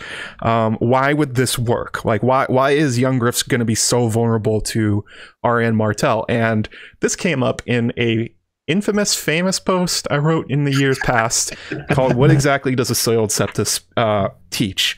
And the thrust of that theory, which I wrote on work break because I was bored and I thought it was funny, was basically, well, Septa Lemore is a highly sexual character, and she spends a lot of time with Young Griff on their own in her cabin. And Tyrion sort of clocks her for being like, well, her behavior is really unusual for Septa. Maybe she has like a secret double life. And I said, well, what if she used to be a sex worker? And this is sort of a known problem with boy lords, basically, and that is hormones. The fact is that teenagers fall in love or fall in lust pretty easily and do stupid shit. And Young Griff has essentially lived his life in a bubble where Varys has been like, oh, well, he's been with the common people. He knows all about the world. He knows nothing of the world. He knows the little construction of like the bubble and the Shy Maid and Illyrio's palace and Pentos, and that's basically it. So he probably has no experience with women who aren't servants or serving him and have like legitimate sexual interest in him and are trying to seduce him. He might not have those defenses. So my theory, which is kind of funny, but may be true, I'm not really sure. It's parts of it still rings true, is that basically Septa Lemore, not only was she teaching him in the face, she was teaching him how to essentially be a sexual being and to like understand, fuck as well, but also like understand seduction and when people come at you and all this stuff. And it's like, because he doesn't have that. And he is just like a babe in the woods comparatively to Arianne Martell. And that leaves him, much like Robb Stark, at a huge disadvantage as a would-be king.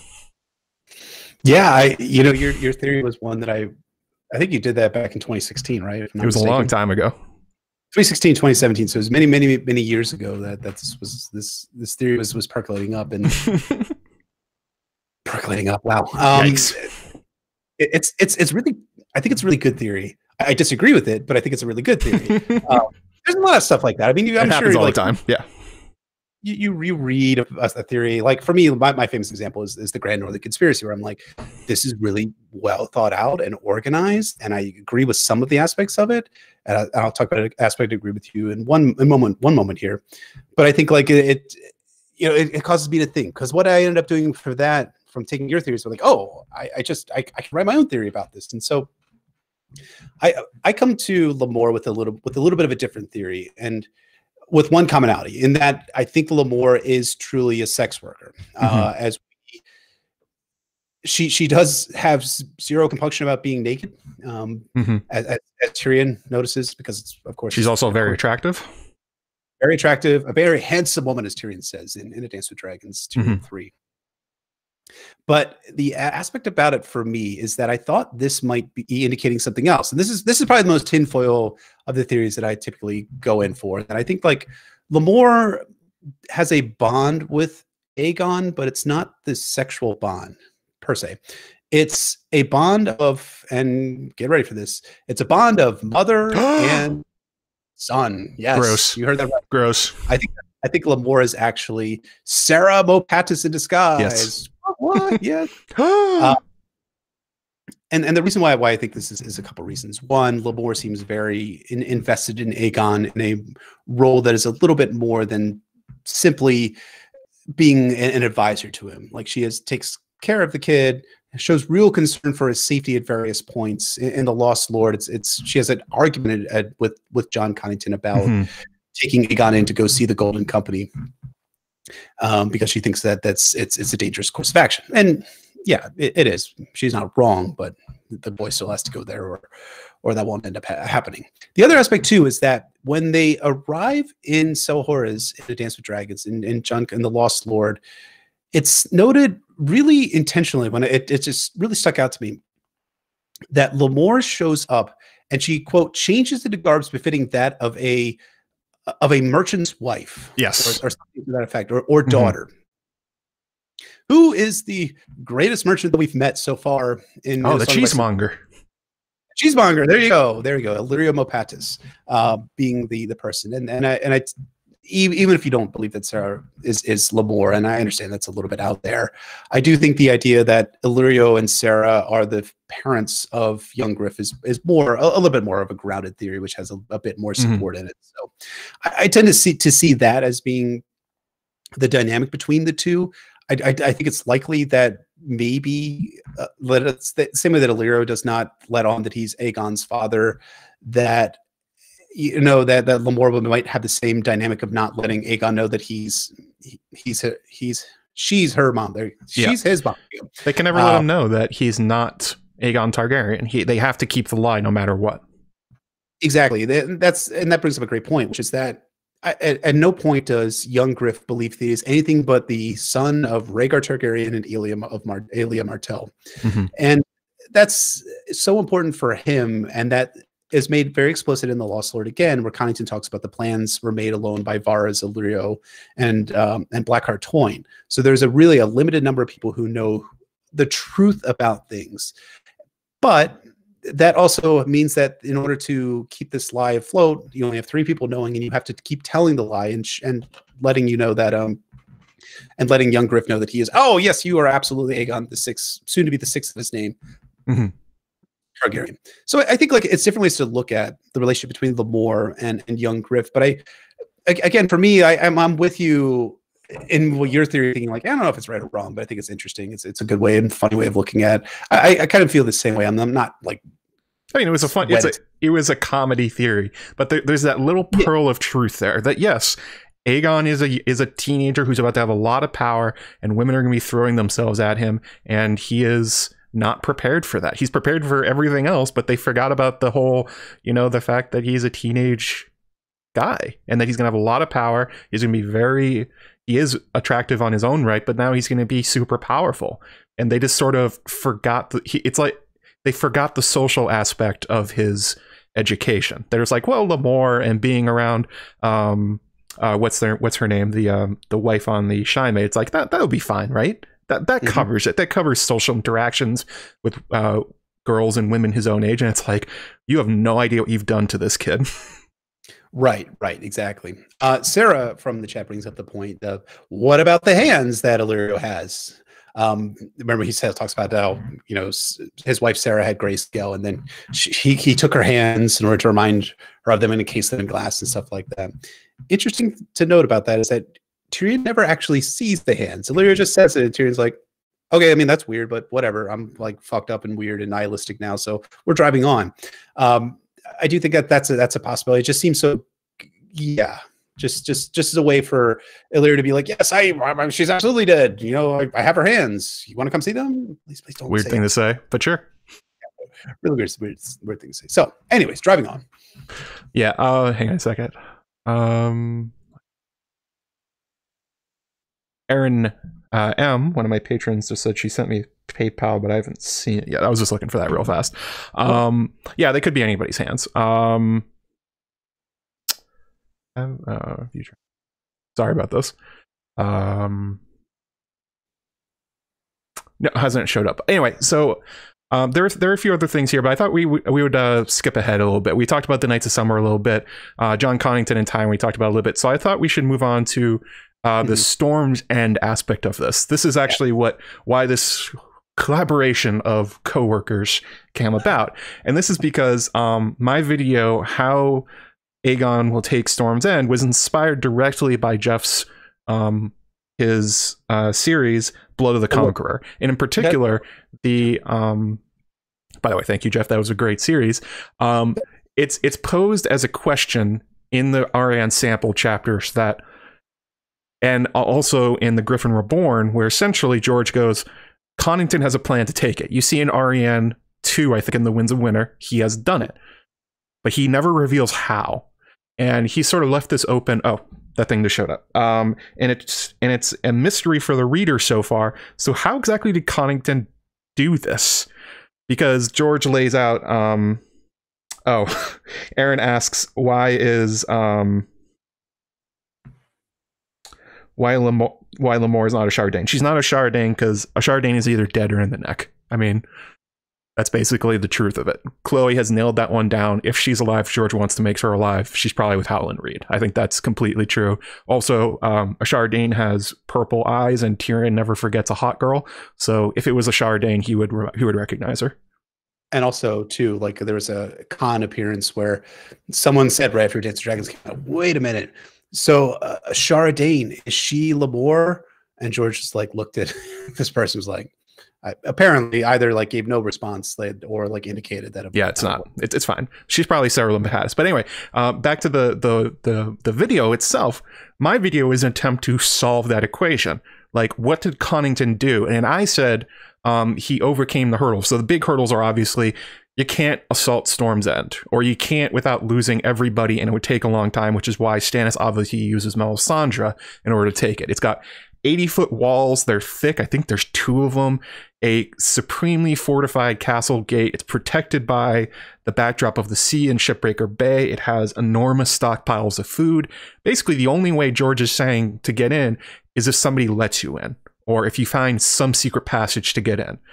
It's kind of similar. Game of Thrones did this in season 7 or 8 when Tyrion gave Daenerys the way into Cashley Rock. He's like, I built this back door for me to have sex with women, or have sex with sex workers. And so that's basically what's going on here. There has to be a secret way that Connington knows to get the garrison to open the gates. He also talks about in the Griffin Reborn, he's like, oh yeah, look at all these secret passages in Griffin's Roost. And that might be some light foreshadowing that Connington has that maybe he knows about the secret postern gate in Storm's End, the same one that Davos used. And that's how he plans to get in. Although the problem being, nobody's going to open the door for Jon Connington, Lord of Griffin's Roost. They're definitely not opening it for the Golden Company hired by Young Griff. So... And obviously, Connington does not have Melisandre. He does not have a shadow baby drone strike, as you want to say. So how exactly is he going to get the defenders of Storm's End to open the gates for him?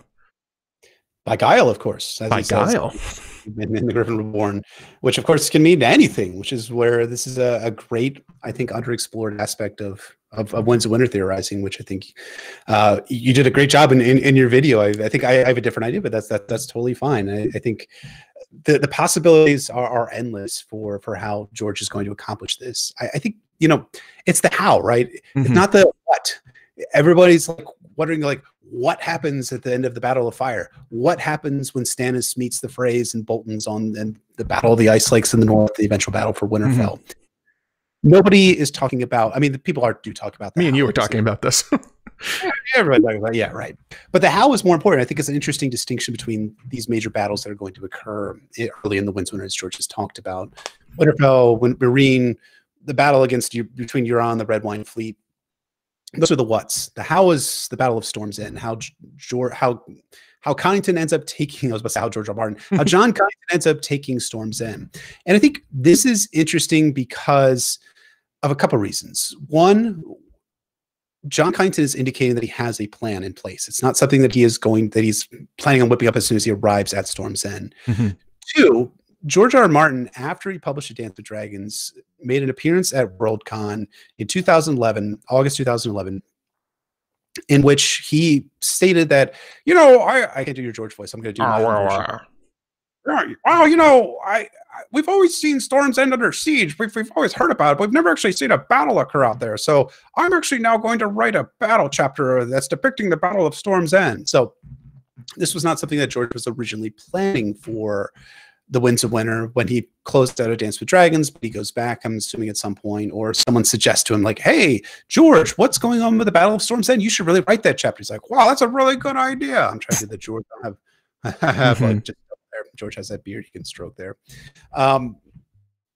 So he's as he's indicated, he's going to write a chapter, almost certainly from the perspective of Jon Connington, depicting the Battle of Storm's End, or what happens at Storm's End, the how of what goes on with Storm's End. I think, you know, for me, a lot of my theory about how Storm's End falls to Jon Connington revolves around the character of Jon Connington in question. And we talked about Jon Connington being Tywin Lannister and attempting to adapt Tywin Lannister's methods to his conquest of Westeros in order to seat young Griff onto the Iron Throne. The interesting element of that is that this is framed in context of what Jon Connington should have done at Stony Sept back in Robert's Rebellion, where he's like being like, I did everything I possibly could have in order to capture Robert. Almost everything. And that's what Miles Toyn basically says, like, yeah, you didn't quite do everything. And Jon Connington makes the comment like, Tywin Lannister could have done no more. And Toyn comes back to him and says, actually, no. Tywin Lannister would have done a whole lot more. He would have burned the entire town to the ground, sorted through the ashes and picked out the bones and found Robert Baratheon. And then when Ned Stark and Hoster Tully came marching down, he would have offered them the bones of Robert Baratheon and pardons for both of them. And they would have to go back with their tail between their legs back to their homelands, and the rebellion would have been over there. So that, to me, is really indicative of what's going to happen writ large with the conquest of Westeros, because Connington reflects on this and says, Miles, he was not wrong. Yes, he was. Oh my God, John, he's so wrong. You can't do war crimes, man. War crimes bad. I know, bad. But in Connington's mind, he thinks that because he did not commit this war crime, because he was acting so justly, quotation marks, with the residents of Stony Sept, he wasn't. It was actually kind of brutal what he did, but we can talk about it. Fucked up. It really fucked up, like putting people in like crow cages and not giving them water or food and saying they would not be given anything until they surrendered Robert Baratheon there. Some people bringing up that they're imagining Jon Connington and Miles Toyn having this conversation post-coitus, such as probably.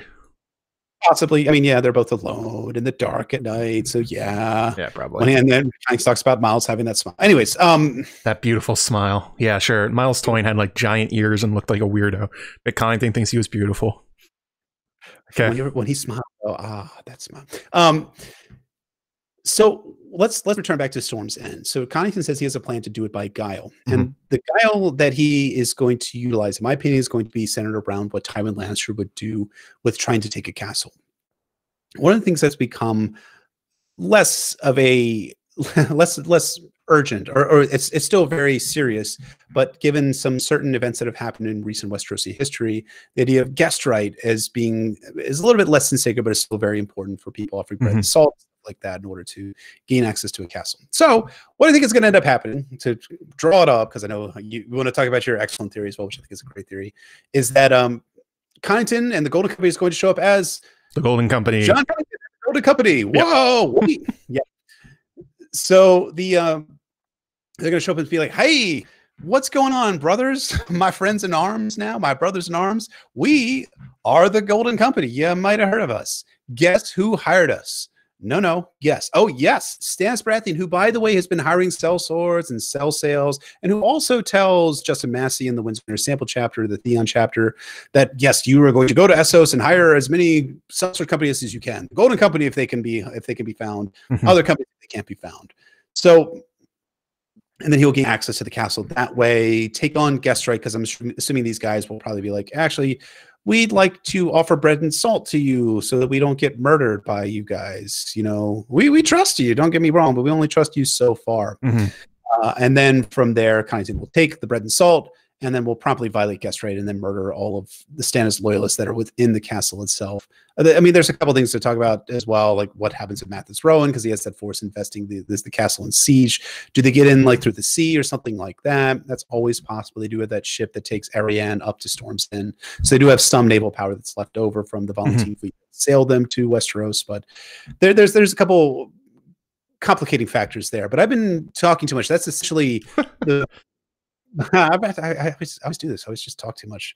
It's the Irish in me. And that's my theory for how Storm's End falls. But I know that your theory is different and great at the same time. It also could have much of the same beats. So in my theory, I suggested that there's this particular passage that George wrote anew for Fire and Blood where, oh my God, Aegon III, his younger brother, Viserys, that he thought was totally dead, was actually alive, enlists, which is, wow, that's where Edric Storm is. Wow, that's weird. And then there was a really bad deal to acquire him, to bring him back to forge an alliance. Wow, that sounds like something George may be thinking about as he's writing The Winds of Winter. Like, I do have Edric Storm out there. Nobody knows where he is, but he's certainly a wild card. Wow, what if I did the same thing here? What if the Fire and Blood version is essentially the rough draft for what he's playing for Edric? Especially because he basically disappeared from the page for a while, and then very at the end of A Dance with Dragons, Davos goes like, huh, I wonder what happened to that kid. Thinks about like a few times, and then it shows up in the appendix at the back, where it's like, oh, George makes sure to note that, oh, by the way, he didn't make it to list. He's sitting there. And that's where Varys is from, and that's where Lysa and Omar are from, both spy masters. Varys has a habit of acquiring lost princes and turning them to his uses. So it's like, it certainly would make sense if that's something that George has been holding back, that maybe that's the twist that ends up being that how you gain access to Storm's End. Because, as I noted in my video, Stannis did not replace the garrison. He just replaced the commander. He left Renly's troops in charge, and by the way, they still really like Edric. So if Edric shows up with the Golden Company at his back, it's very likely that they would say, Lord Edric, it's you! You're back! Oh my God, come on in! Oh, you have guys with you? Oh, this is perfect! Oh, we're saved! We're saved from evil Mathis Rowan and Mace Tyrell. And then the Golden Company pushes Edric down and then slaughters the entire garrison. Yep. I mean, I think, like, it's great. I think your theory is great. And I talked about this when we did our part 3 on Davos too, because I think it's a fascinating and awesome way to reintroduce Edric Storm into the storyline, because he is in lists, as we know from the Dance of Dragons appendix. He has Andrew Estermont and one other guy whose name I can't, or two other people whose names I can't remember. Bunch of dudes. Somebody a fishwife, maybe? I don't know. Yeah, just a couple of the Kingsmen. They're the few that are remaining on to Stannis' side in A Storm of Swords, and that's a really I think it's a really good way to introduce him back into the picture, and it makes it. I mean, we're going to talk about like who's going to end up ruling Storm's End in the end, or the Stormlands, but I think it's a great way to seamlessly introduce him back into the narrative of A Song of Ice and Fire, because he occupies a very prominent role both in A Clash of Kings and especially The Storm of Swords, and is likely going to return at some point down the road. So him returning back to the Stormlands that way is a good way of doing it. I think, like, you know, I think we're both saying the same thing, though, that Connington's going to use whatever means to get into the castle to completely screw over the garrison. Right. And I think, like, I was thinking about this today of all times. I know, right? Of about how, like, Stannis took like weeks to like sit outside of Storm's End. He's like, he sits there for like 3 or 4 weeks like waiting for the castle to surrender. Doesn't surrender, and finally he's like, fine, I'll just send a shadow baby against him. But Kynes is like, no, we need to like take this now. Like, Today. As soon as Griffin's Roost to take, he's like, we're going to take 10 days to prepare to march on Storm's End, and we are fucking marching, and we're going to take the castle starting on the 11th day. Griff, like, Connington, to his military credit, not his ethical one, recognizes that he needs speed and he needs victories in order to gain so he needs victories as his goal in order to seat Young Griff on the Iron Throne. But in order to attain that, he needs speed of movement. He needs to get into these castles and take them quickly. And if he takes Storm's End, as it said in the Dance with Dragons epilogue, he knows that would be something that would shake the realm. If Storm's End castle, which has never fallen to siege, falls to Jon Connington, the Golden Company, and Young Griff, then that's going to be something that goes back to what I was referencing before. All those Stormlands are like, yeah, come back to me when you get some victories under your belt. We'll, that's a victory. That's it. You got it. Huge victory. It's why Stannis is so invested in taking Winterfell from the Boltons, because he knows that no one is going to take him seriously as king until he wins a massive victory. And the most massive victory he could win in the north is at Winterfell, and the most massive victory that Young Griff and Jon Connington could win is at Storm's End. So that is a must to take it. Has to. That's, and they do at some level, whether it's your theory, it works, whatever it is, yeah. Whatever it is, whatever George R. Martin has planned for this to happen, it's happening, and I'm so excited for that event to be. It's gonna be great. Connington chapter. I mean, like, you could kind of like piece together like how the Battle of Ice is going to go. You can really, I mean, you can see what's going to happen with the Battle of Fire in some way. I mean, Young Kai is going to get its ass kicked because they're already getting their ass kicked. There's going to be some particular character flavors when it comes to the end point of that. But Storm's End is we know how it happens. We know that it happens. It's the fascinating aspect is how it happens, and I'm so excited to see what George ends up doing for that in that Connington chapter, likely early in the Winds of Winter. Yeah, it's gonna be super fascinating. By the way, I just wanted to point out, we are, if you guys, 223 people watching, 145 likes. So we are 5 likes away from one silly hat and 20 away from a separate silly hat. So, slam that like button. I really appreciate it. Helps out the stream, helps feed the YouTube algorithm, which is very capricious and very much likes inputs. So if you're enjoying the stream, and me and Jeff, who apparently was commented where we look like brothers, I don't believe that. My head is way bigger than Jeff's. Although we are both Irish, so maybe there's something there. Really like that, though. Yeah. On the other side. Yeah, slam that like button if you could. I appreciate it, you guys. So the next thing we were talking about, and we brought this up in sort of in bits and pieces, but I wanted to talk about, which is sort of, there's a real sense of urgency for this conquest to go quickly. And George has introduced it in a number of sort of time bombs that are ticking in Jon Connington's head. And obviously the first one is that Jon Connington has contracted grayscale because he saved Tyrion Lannister. Whoops on that one, probably shouldn't do that. Connington knows at some point it's going to kill him and turn him into a stone man. But before that, he brings this up in, Jeff, go get your hat. We had 150. I thought you were getting your hat first. Mine's more hats. All right, fine. Jeff will be at 175. Yeah, all right. All right, there we go. I am wearing my Gandalf hat, covering up the beautiful hair. I know. There you go, guys. Thank you so much for getting this one. Let me make it look a little better. It's kind of weird and floppy. Wow, that doesn't look very good. Okay, I guess that works. I have ascended to Gandalf mode. Joe the White. I'm very white already. Anyway, so like I was talking about, Connington goes further than just the whole dying part. And he says in The Griffin Reborn that basically once everyone figures out he has grayscale, he is not going to be in command anymore. People are going to avoid him. They're going to consider him basically like a lame duck hand of the king. And he's like, at one point, he's like, oh no, I'm going to have to chop off my hand. But the figurative hand is the one he's really worried about. He's going to lose being hand of the king to Young Griff. So this conquest, which may benefit from different strategies, Connington is putting the gas to the floor. It has to go fast, not just for strategy wise, but because for him to remain in control, it's the only way it's going to work.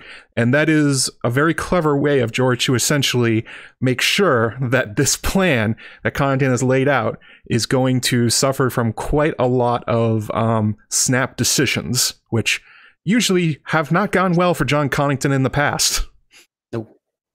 No, they have not gone well for him at all. I think, Connington, he knows he thinks he has a year, 2 years, maybe even 5, death, but not death immediately. But that's what's animating his, as well as the political considerations, but what's animating his drive to speed his plot ahead to seat Young Griff on the Iron Throne.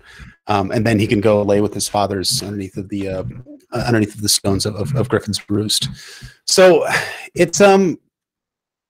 it's really interesting, and I think I think you're talking in the chats about and people are talking about, will Jon Connington lose his hand in battle like on purpose? I think he's just going to cut it off medically. He thinks about that. He's like, I should chop off my fingers right now.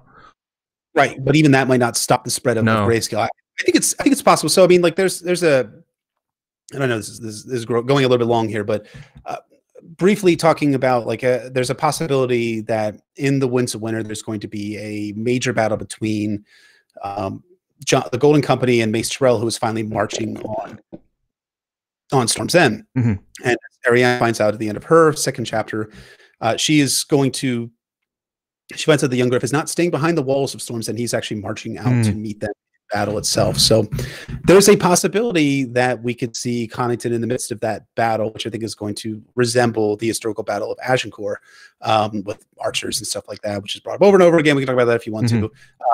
That he could be like, oh my God, my hand! I lost my hand. Oh, bummer. Oh no, bummer. I'm really upset about this. This actually really helps me.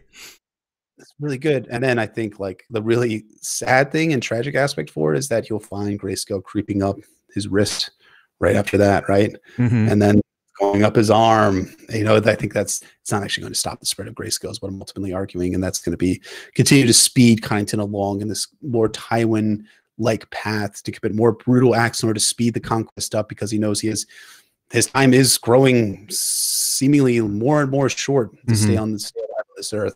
So he has to seat Young Griff on the Iron Throne. It's actually a way that even before it's revealed he has grayscale, this can be used against him by homeless Harry Strickland or Varys or even Young Griff himself, because Connington, obviously, as we talked about earlier, he knows he has grayscale, so he doesn't want to get married because he thinks his life is basically over at this point. He's also homosexual or bisexual, so he doubly doesn't want to get married, but he should. He should be getting married as they get to Westeros to forge alliances for Young Griff. And it's a way that if somebody is unhappy with Connington's leadership, they could say, well, you're not doing everything you can. Why haven't you forged this alliance for us? We need this. Why aren't you doing it, Jon, if you're so committed? And he's not going to be able to answer. He's not going to have a logical or reasonable answer for why he's refusing to help out the cause like he's asking everybody else to do. Yeah, I think, it's hard for Connington right now, knowing that he has limited time and he has to keep doing these increasingly probably brutal acts. And I think, there's a more minor one I wrote about a long time ago now at this point. I don't even remember, 2017 maybe, which I talked about how there's a couple of his, and I'm probably going to get the family hierarchy incorrect here, but it was his cousin who was given the knighthood, right? It's Ronnet is his cousin. Yeah, right? Red Ronnet. Red Ronnet is his cousin. And he has a natural born son, a bastard son. Ronald Storm is his name. And he has a couple of Ronnet's younger sister and another family member who the relationship I'm not aware of. And that, Connington makes this thing he says, when these kids are at the feast in the Griffin Reborn and they're complaining and they're like, dude, you suck. My father, as Ronald says, when my father comes back, he is going to kill you. Yeah. And enough with you. Off to bed with you, sir. Not gonna and then work. He says, and the kids are crying right after he takes the castle. He says, shut up. Like, if your father doesn't prove an utter fool, I will spare your lives. Now, what is Red Ronald Connington doing in the Dance with Dragons epilogue? Declaring himself that he is no traitor. God, please, I'm not a traitor. I will lead the march on to recapture Griffin's Roost. Yes, put me in the lead on the march south to retake my family's ancestral seat in order to kill my cousin. So I think that might lead to Connington murdering these kids potentially, probably, honestly, because he basically all but threatens that he'll kill them if he shows up, if Red Ronald shows up on the battlefield against him. So that's kinslaying. Yeah, kinslaying. And this is a kinslayer. It's all being driven because of the grayscale, because he knows he can't wait. He has to do this now. And Ronnet, he obviously would prefer to make peace with them and find a way for them. Like, maybe he would just give him another castle or something like that. But those options are not available to him. His hands are being tied by how fast this has to go, and because of the fact that his cause is with the Golden Company. Again, anything he takes in the Stormlands is probably being given not to other Conningtons. They're being given to other Golden Company members, and that's not going to go well for the rest of the Connington family being like, you know what, we'll sign on, Jon, because he can't promise them anything. It's already gone. Yeah, it's like his hand. It's just kind of fading away. Like I think, like, I wonder whether his hand, like going black and going with grayscale is a metaphor for how things are going to go overall for the conquest of Westeros. Oh, like, yeah, probably.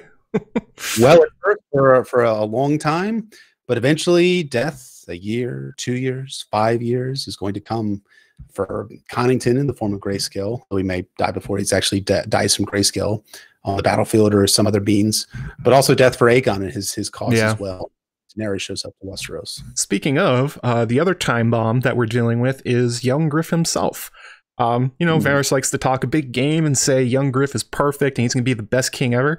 But Tyrion winds him up pretty fast, barely trying just to amuse himself. He makes this invasion happen. Of course, as we were talking about earlier, the plan was initially to wait for Daenerys, marry Young Griff to Daenerys, the two Targaryens get on dragons, go to Westeros, and they conquer together. Tyrion, essentially over a game of Savas, just prods Young Griff enough to make him say, fuck it, I'm king. I'm going now. I'm not waiting for anything. Like I said, Tyrion wasn't even really trying. So that doesn't bode well for him taking command of his conquest now. Connington needs to end this war fast because there's an increasing chance Young Griff is going to fuck it up. Oh, yeah. I mean, there's that great line that Connington says in The Griffin Reborn where he says that Young Griff was a tractable boy. Prince Aegon was a different matter altogether.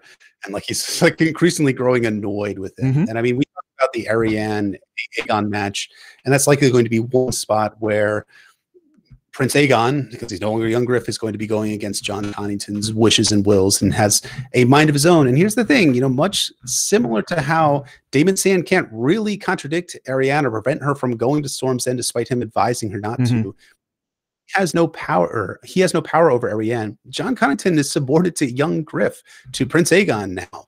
So as he proceeds forward and keeps progressing in his arc, if he wins at Storm's End, and we know he does, and he's alive after Storm's End, I think there's going to be a less Connington and more Aegon at stake. And I kind of wonder, this is interesting too, because Connington is always talking about how he needs to be more like Tywin Lannister. This reminds me so strongly of the relationship that Tywin Lannister had with Aerys the Second Targaryen, where at first friends, and Tywin was really able to guide policy for the early parts of Aerys II's reign.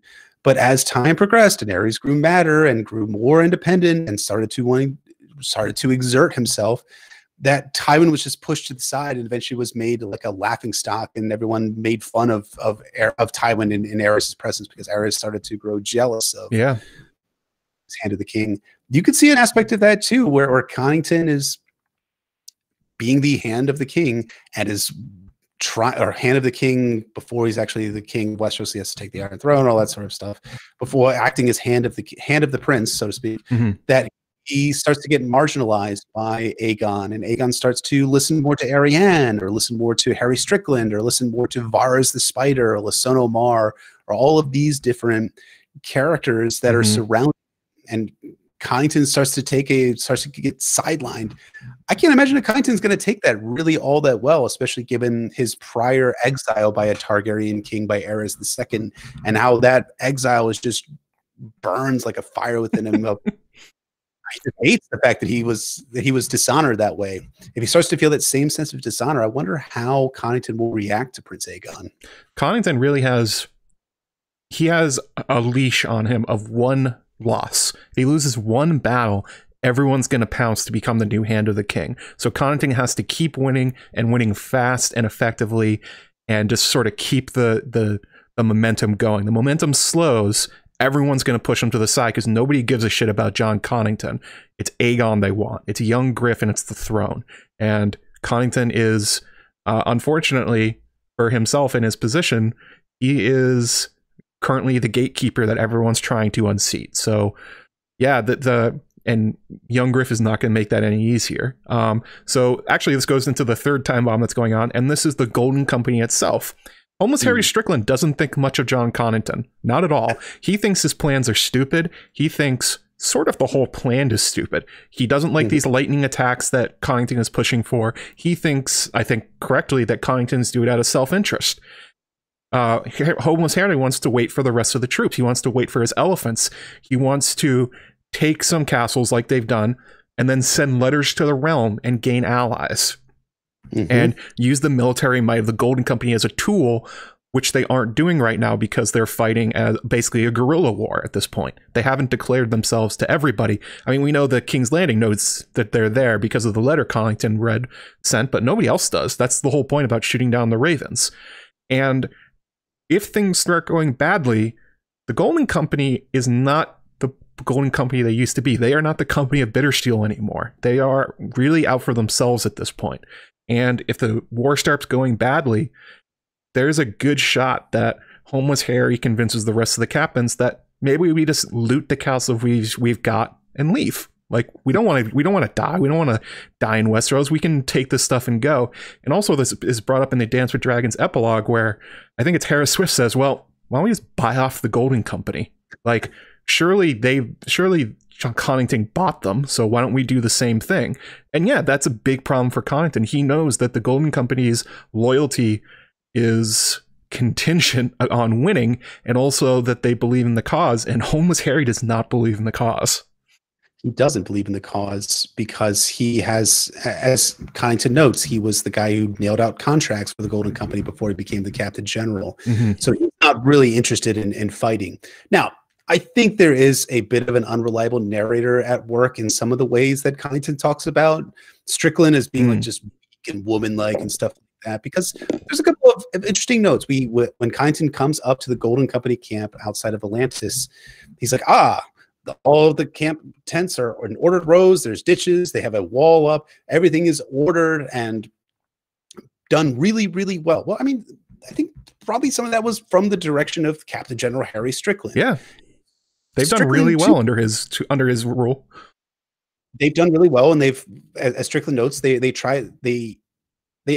were about to go into a easy campaign where they would have won a lot of money until they were called off by Illyrio to break their contract with Mir, right? Is that the city state? The first contract they ever broke. Yep, and of course they have to break the contract for the reason of. And this is why it gets so important and why this is so complex and complicated, because of the old contract, the one that was written in blood that Illyrio notes into Tyrion and the Dance of Dragons, which is a major piece of the evidence for Aegon being a Blackfyre or descendant from the female Blackfyre line, or potentially being in a different parts of Targaryen lineage, but definitely a Blackfyre line. So that's an aspect too. And I think Connington also notes when he comes into the camp that even though everyone is smiling at him, he knows that there are daggers behind some of the smiles that he's witnessing among these people here. So that's a aspect about Connington, which is going to bring him up into conflict with the Golden Company leadership. Additionally, too, we have another complicating factor, and that is the form of Dorne. Harry Strickland says, take these castles and loot them, and if shit goes real bad, we can sail back across the narrow sea, which The logistics of it doesn't make a lot of sense to me, since all the ships are currently elsewhere from Volantis. At present, they were all sailing on Marine, but that's Harry Strickland's idea. The idea that doesn't exist for Dorn. Dorn Martell cannot sail across the Narrow Sea into exile. His home is in Sunsphere, in the Water Gardens. If the Golden Company thinks that they're about to get their ass beat by the Lancers or the Tyrells, and they start to talk about fleeing across the Narrow Sea, the Dorners can be like, you motherfuckers are not going anywhere. Ariane's not letting them go. And Ariane's being like, I am fucking the shit out of Aegon Targaryen, so the spears of Dorne can come to your side. If you want those spears to come to Aegon's side, you folks got to stay here in the Stormlands or up in King's Landing or wherever place they're going to be, where they end up meeting some challenges along the way. So there's going to be a lot of friction and tension between Connington, who is bringing forward who is pressing Aegon's claim, versus the Golden Company, which might be more invested in the monetary aspects or the castle aspects of in Westeros. So that's a huge time bomb that I think is something that's completely unexamined. I've really yet to see really any major analysis of what the relationship between the high command of the Golden Company is going to be towards Jon Connington as Young Griff's cause gets pressed in Westeros. And as it starts going badly. Most sellsword companies turn and run when they go bad, or they get a new master, and that gets us to our fourth time bomb. Also, by the way, 2 more likes, you guys, and we'll put on different hats. Jeff will go get his Orioles hat, and I'll get my Gurm hat. So 230 watching, 2 more likes, and we got it. So the fourth time bomb is Daenerys Targaryen herself. And she is really overshadowing everything about this plot. Connington's thinking about her constantly. You have to imagine Varys and Illyrio are, as well as the rest of the Golden Company. They know they were supposed to wait for Dany, and that they're not is stupid. And it's not just that they're waiting for it, it's that she has the game changers. She has the dragons. Young Griff does not have those. So whenever she shows up, their conquest ends then, and it becomes Daenerys's, or they're going to die. So there's a real race here to take as much of Westeros and maybe the Iron Throne itself, so that they have something to trade to Daenerys. Right now they have nothing. What do they have to offer Daenerys that she needs? Not much. They have a sellsword company and some elephants. If they have the Iron Throne to trade to Dany just for a marriage, well, that works. Oh, Jeff, go get your hat. I'll be back. Okay, I'll keep talking. Oh, you guys get to see Jeff walk away. Hello. There we go. Got the Gurm hat. 178 likes. You guys are wonderful. I love you guys. We're having a great time this afternoon. We're going to go a little bit longer because we bullshitted a little bit at the beginning. Still got some patron questions to go and a couple more points. Oh, thank you, Mallory. Thank you for the $5. You are, as always, a wonderful person. You guys like my hat? Actually works better now that I got the baseball hair going, or the hockey hair going. My hair's pretty long at this point. Got the wings like a dragon. Yeah, Jeff always wears shorts. I'm surprised he's wearing sleeves. Who would have thought it?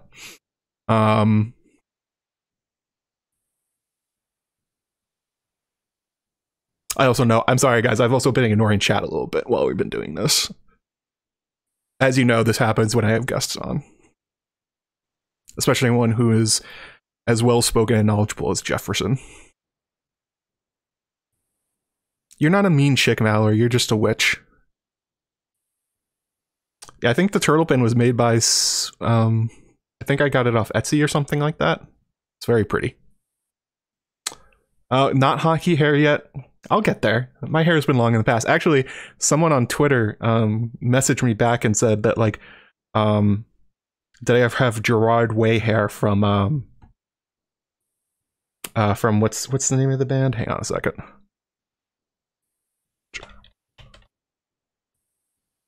Who was in My Chemical Romance, and I did in college. My hair was down to my shoulders, so this is actually pretty short as far as my life has gone. It was full over my eye. I was tossing my head back and forth. No, his name's not Jefferson. I just like calling him that.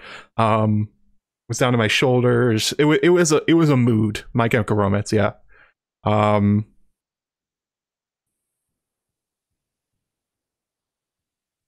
was also quite a dramatic young man at the time, so this was when I was in college. It's freaking, yeah, it's cold here too.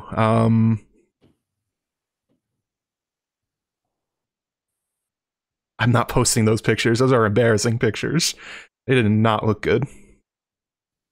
But I also, in high school, this is going to become Matt talking about his pastime. In high school, I went to a Catholic school, so we had strict guidelines on how long our hair could be. Oh, here he comes. Boom. Baltimore. Got that Baltimore pride going. I do. I was trying to find my old Afghanistan hat. So we had special hats made with like the digital camouflage pattern, and it had our logo. So I was Team Tasmanian. Okay, that's what I was. So I was Tasmanian 6 and had like the Tasmanian devil doing the thing here with like which was the over top of the Afghan flag. So, anyways, Daenerys Targaryen, yeah, she's great, isn't she? Oh yeah, Daenerys Targaryen, like, whew, can never talk enough about her. Thank you for playing along with the hat thing. So yeah, this is a big problem for the Golden Company and Jon Connington. That, like I was saying, they have nothing to trade her. They have nothing she wants. She's going to come out of Slaver's Bay, probably with the Ironborn fleet. She's going to come out with the Unsullied. She's going to have at least 3 dragons. Well, at least 2 dragons, maybe 3. She's going to have probably maybe Volantine slaves. She's going to acquire allies as she goes. The Golden Company is a prize, but she also might have the Windblown. Tattered Prince has intimated that he would join their cause if they gave him Pentos, which is direct opposition to Young Griff and Illyrio. So the Iron Throne is really the only thing they can trade for their lives, because Dany is not going to share power, and she's just basically going to walk over them to take the Iron Throne. So that's a really big problem for Aegon, for Young Griff's conquest and Connington's prospects. And that's that whole conversation with him and Haldon Halfmaester, where it's essentially they're trying to solve the problem of, God, Daenerys is going to mess up everything as soon as she arrives.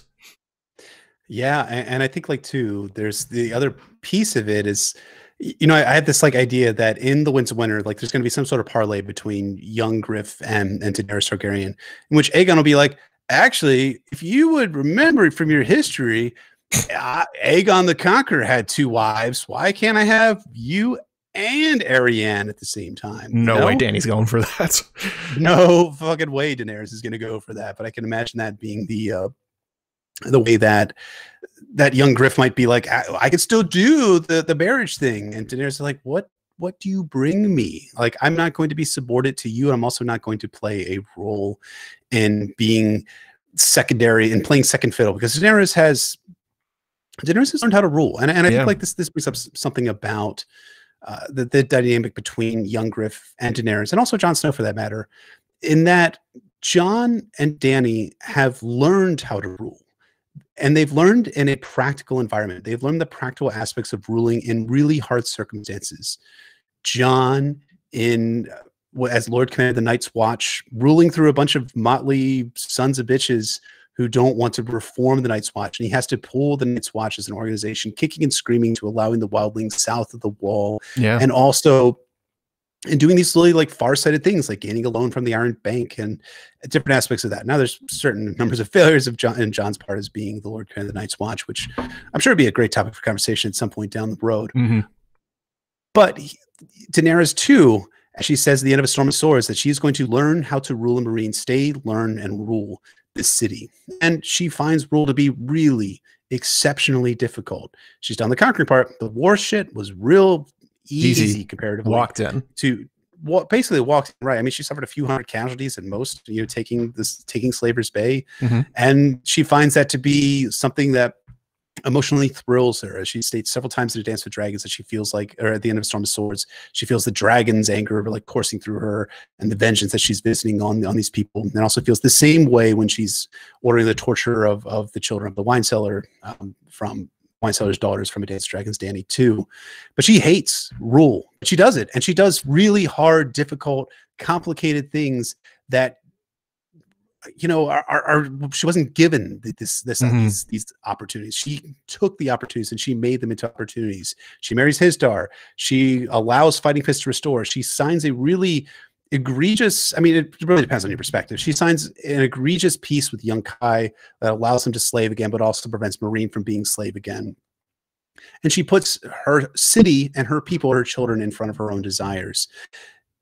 That has not been the case for Young Griff. Young Griff, you know, in that opening quote, Varys talked about, oh, he has learned how to fish and works with his hands and has been trained by a septa since an early age. Like, Young Griff is basically George W. Bush, right? He's the guy that got into Harvard University because his dad was in Harvard University, and all of the hard work that he had working in an oil rig in Texas and stuff like that was all because of the connections that he had with the higher echelons and elites of society. This is the Young Griff story and microcosm here, where this kid has been trained how to rule, but his training consists of the opportunities that he's been given in probably a very structured and safe environment in order to rule. Like getting trained by septa, swimming, you know, fishing with nets, all those sorts of things. I'm sure there was like a dozen dudes around him making sure that he didn't potentially flounder in the water and drown.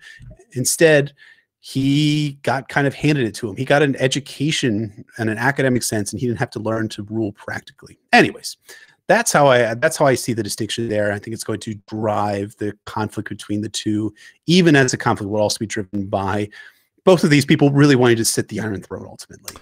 And Young Griff very much feeling Daenerys does feel entitled to the Iron Throne, but she has understood. And I mean, like one of my favorite early quotes from her is when the sack of the Lazarine town, and she cries and she says, "This is the price of the Iron Throne." Young Griff or Aegon, I guess as he's now, has no conception of that, and that's going to be a big problem when they interact, because Daenerys is going to look at Young Griff and probably see Viserys. That's the kind of person that she's going to see him as, and they have no way to control for this. And like we talked about earlier, if Young Griff has already gotten married to Arianne because she seduced him, because he's a headstrong, easily manipulated, kind of emotional person, that's going to make it even more difficult. Is he going to have to divorce Arianne? She's not going to be his second wife. Daenerys is going to be queen. So Connington, no matter what, has to seat Aegon as king of Westeros before she arrives, and also protect him from everyone else that's going to be manipulating him. And that, again, is driving Connington to do things really, really fast and really dangerously, which is not going to go well. Like, for instance, there was obviously in the show, King's Landing blew up when Daenerys showed up. Okay, but there's also the suggestion that maybe Connington will be behind it, because obviously he thought, well, that was Miles Toy, and he said, well, you should have burned down the town. Connington would be like, well, maybe I should burn down King's Landing. I don't think that's really what's going to happen here, mostly because, like, I don't even know who in King's Landing Connington would have to find that he would need to burn down the city to get. And does he even know there's wildfire? Maybe. I don't think that's true, but I think the idea that he's going to make some horrific, amoral, or actively immoral choices in order to beat these time bombs that he knows are looming over his head is very likely to be true. And they're all going to come crashing to a head when Daenerys lands. I mean, absolutely. I think, like, there's a theory that Connington is set off by the sound of bells, right? Yeah. Where the bells rang for us all that day, for Rhaegar, for Elia, for us all, for me, you know, as he talks about, and like the bells tend to be some sort of triggering mechanism for him to do something terrible. I think that's a great theory. It's a theory that my handsome and excellent co-host on the Notacast podcast talked about doing, that potentially being something that occurs in A Dream of Spring.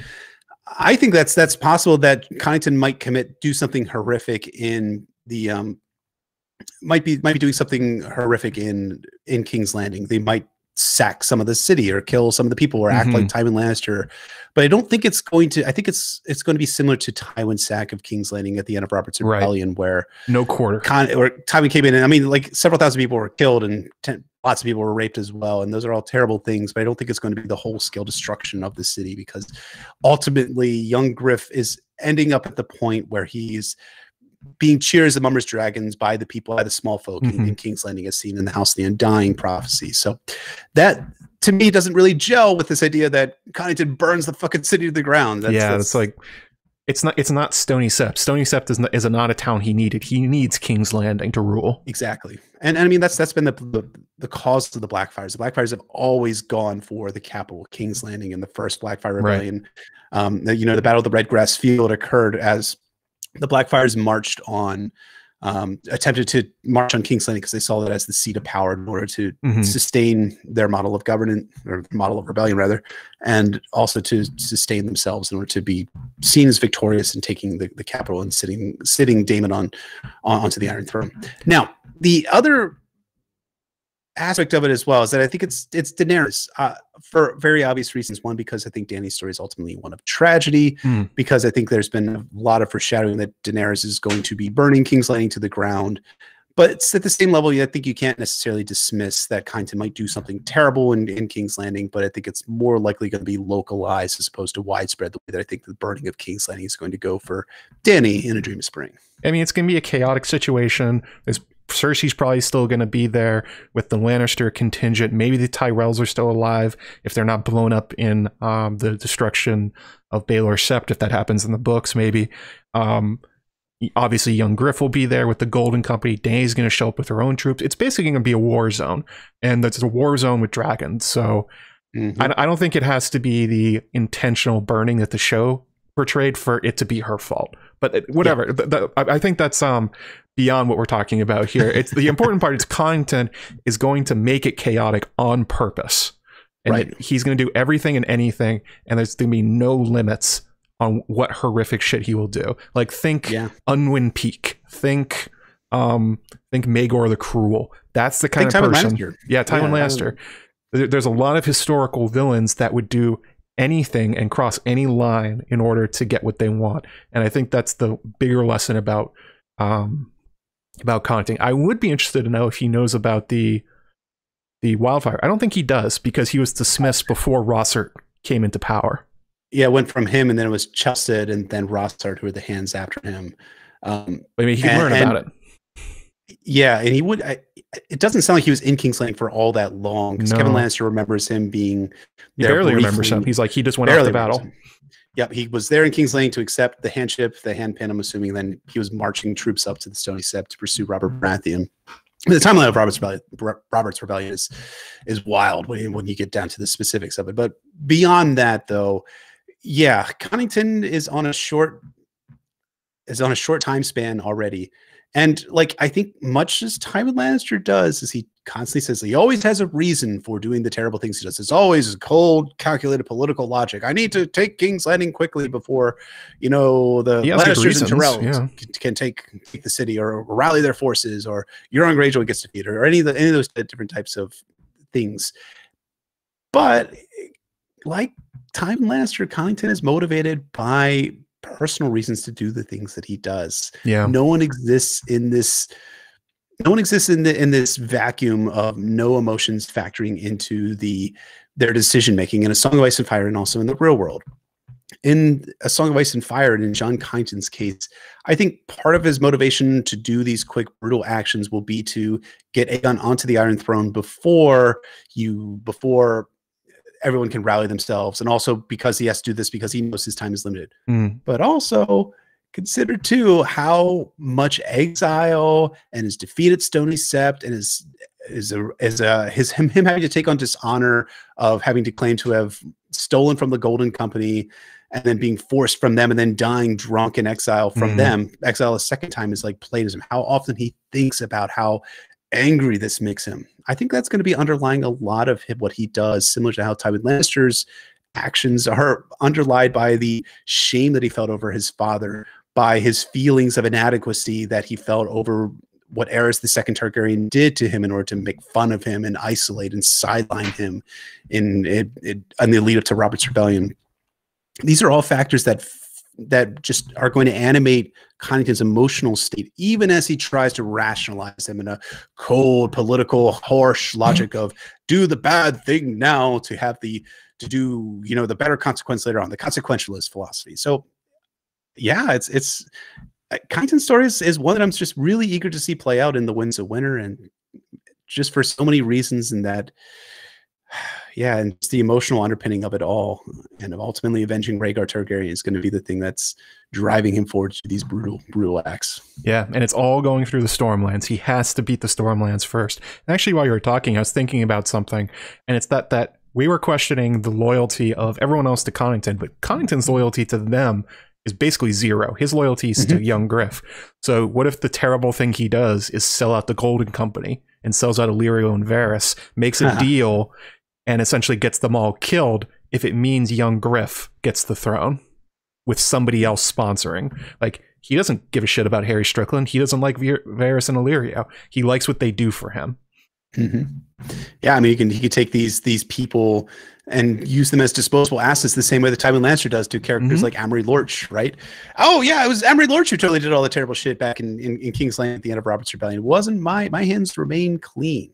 Or, you know, that's just the Tywin Lannister way of doing things. It's the Lannister method of doing things. Yeah. All these disposable assets, Kettle Blacks come to mind as being among those people who they can use and discard at will when they've ceased becoming useful. And Connington could adapt a similar mindset in The Winds of Winter, and seeing all of these Golden Company characters and being like, yeah, I'm done with you Harry guys. Strickland, you've got like what, 3,000 surviving sellswords. I've got Dorne, I've got Mathis Rowan, I've got Randall Tarley, I've got 60,000 Westerosi soldiers. Oh, and I've also got all of the sparrows, the poor fellows, and the what's the other, the knightly order of the Warrior Sons. Sparrows, Warrior Sons. There you go, the Warrior Sons. I've got 60,000 soldiers. Why do I need 3,000 sellswords? You all can go fuck off back into the Narrow Sea as far as I care, and I'll make sure that's happened. We'll push you, literally push you into the Narrow Sea one by one. Yeah, I think it's very likely that Connington continues the Tywin method of making deals with people he doesn't like, or horrible deals, much in the same way that Tywin was like, I guess I'm going to deal with Walder Frey and the Boltons because I don't like them. I think they're crappy. I can't trust them, but they give me what I need. And the Golden Company will very quickly not give him what he needs if they lose like one battle. Yep. He's ready to discard his assets as he goes forward. We're a little bit over, but we're gonna just run through these last things pretty quick. We got some patron questions and the last topic. So this is sort of a big meta topic for the end of the series, but Storm's End and the Stormlands themselves do not have a ruler. Stannis is likely never coming back. Renly's dead.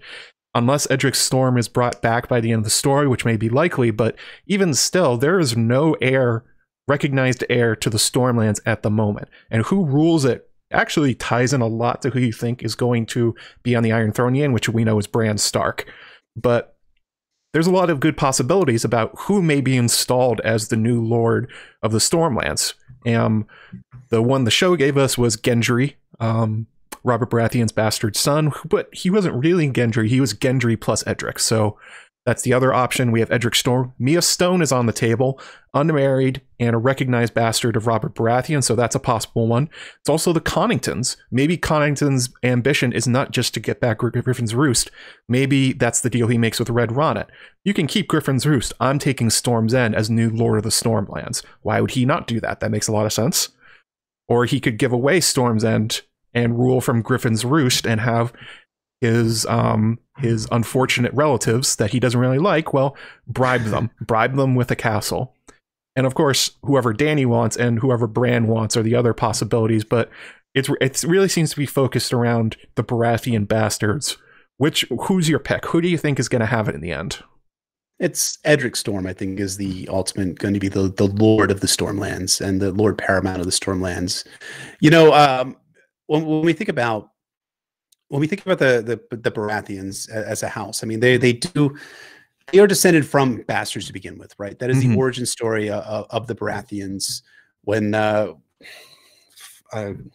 Baratheon, who is the alleged bastard brother of Aegon Targaryen, ended up becoming legitimized and gained the lordship of Baratheon after marrying the last the daughter of Argilac, Durandon. Right. I think I'm getting the name right. Mhm. So I think, the story ends as it started, with a bastard inheriting the house, the Edric Storm inheriting Storm's End and becoming the Lord Paramount of the Reach, Lord Paramount of the Stormlands, and kind of like, it's what is it that George Lucas said? It's so dense it rhymes. Each pieces are coming together. Yeah, that's what I think is what George is going for with the end of Storm's End, and specifically with how this is going to all unfold. I mean, there's an argument to be made for Gendry or someone else like that, and there's even a possibility if Edric Storm is not with Jon Connington, he could just show up. Storm's End, he could show up at some point thereafter.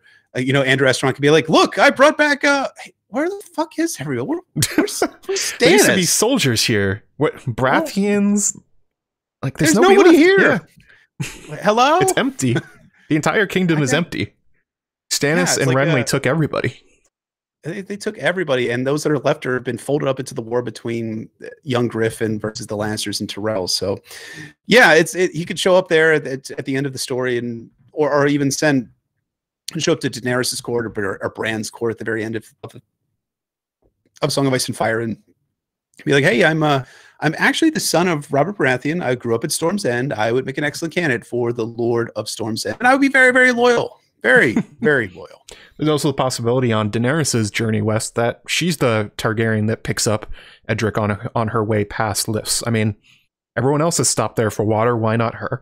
That would be an interesting thing, and especially force her. It'd be a good character moment because it would force Daenerys to deal with Robert Baratheon as a person, which she has never done. She hasn't faced him. She hasn't faced any member of his family, and there's a deep hurt she feels towards the Baratheon line. And especially because, like, Stannis, well, he's the one that forced her east, and she knows that.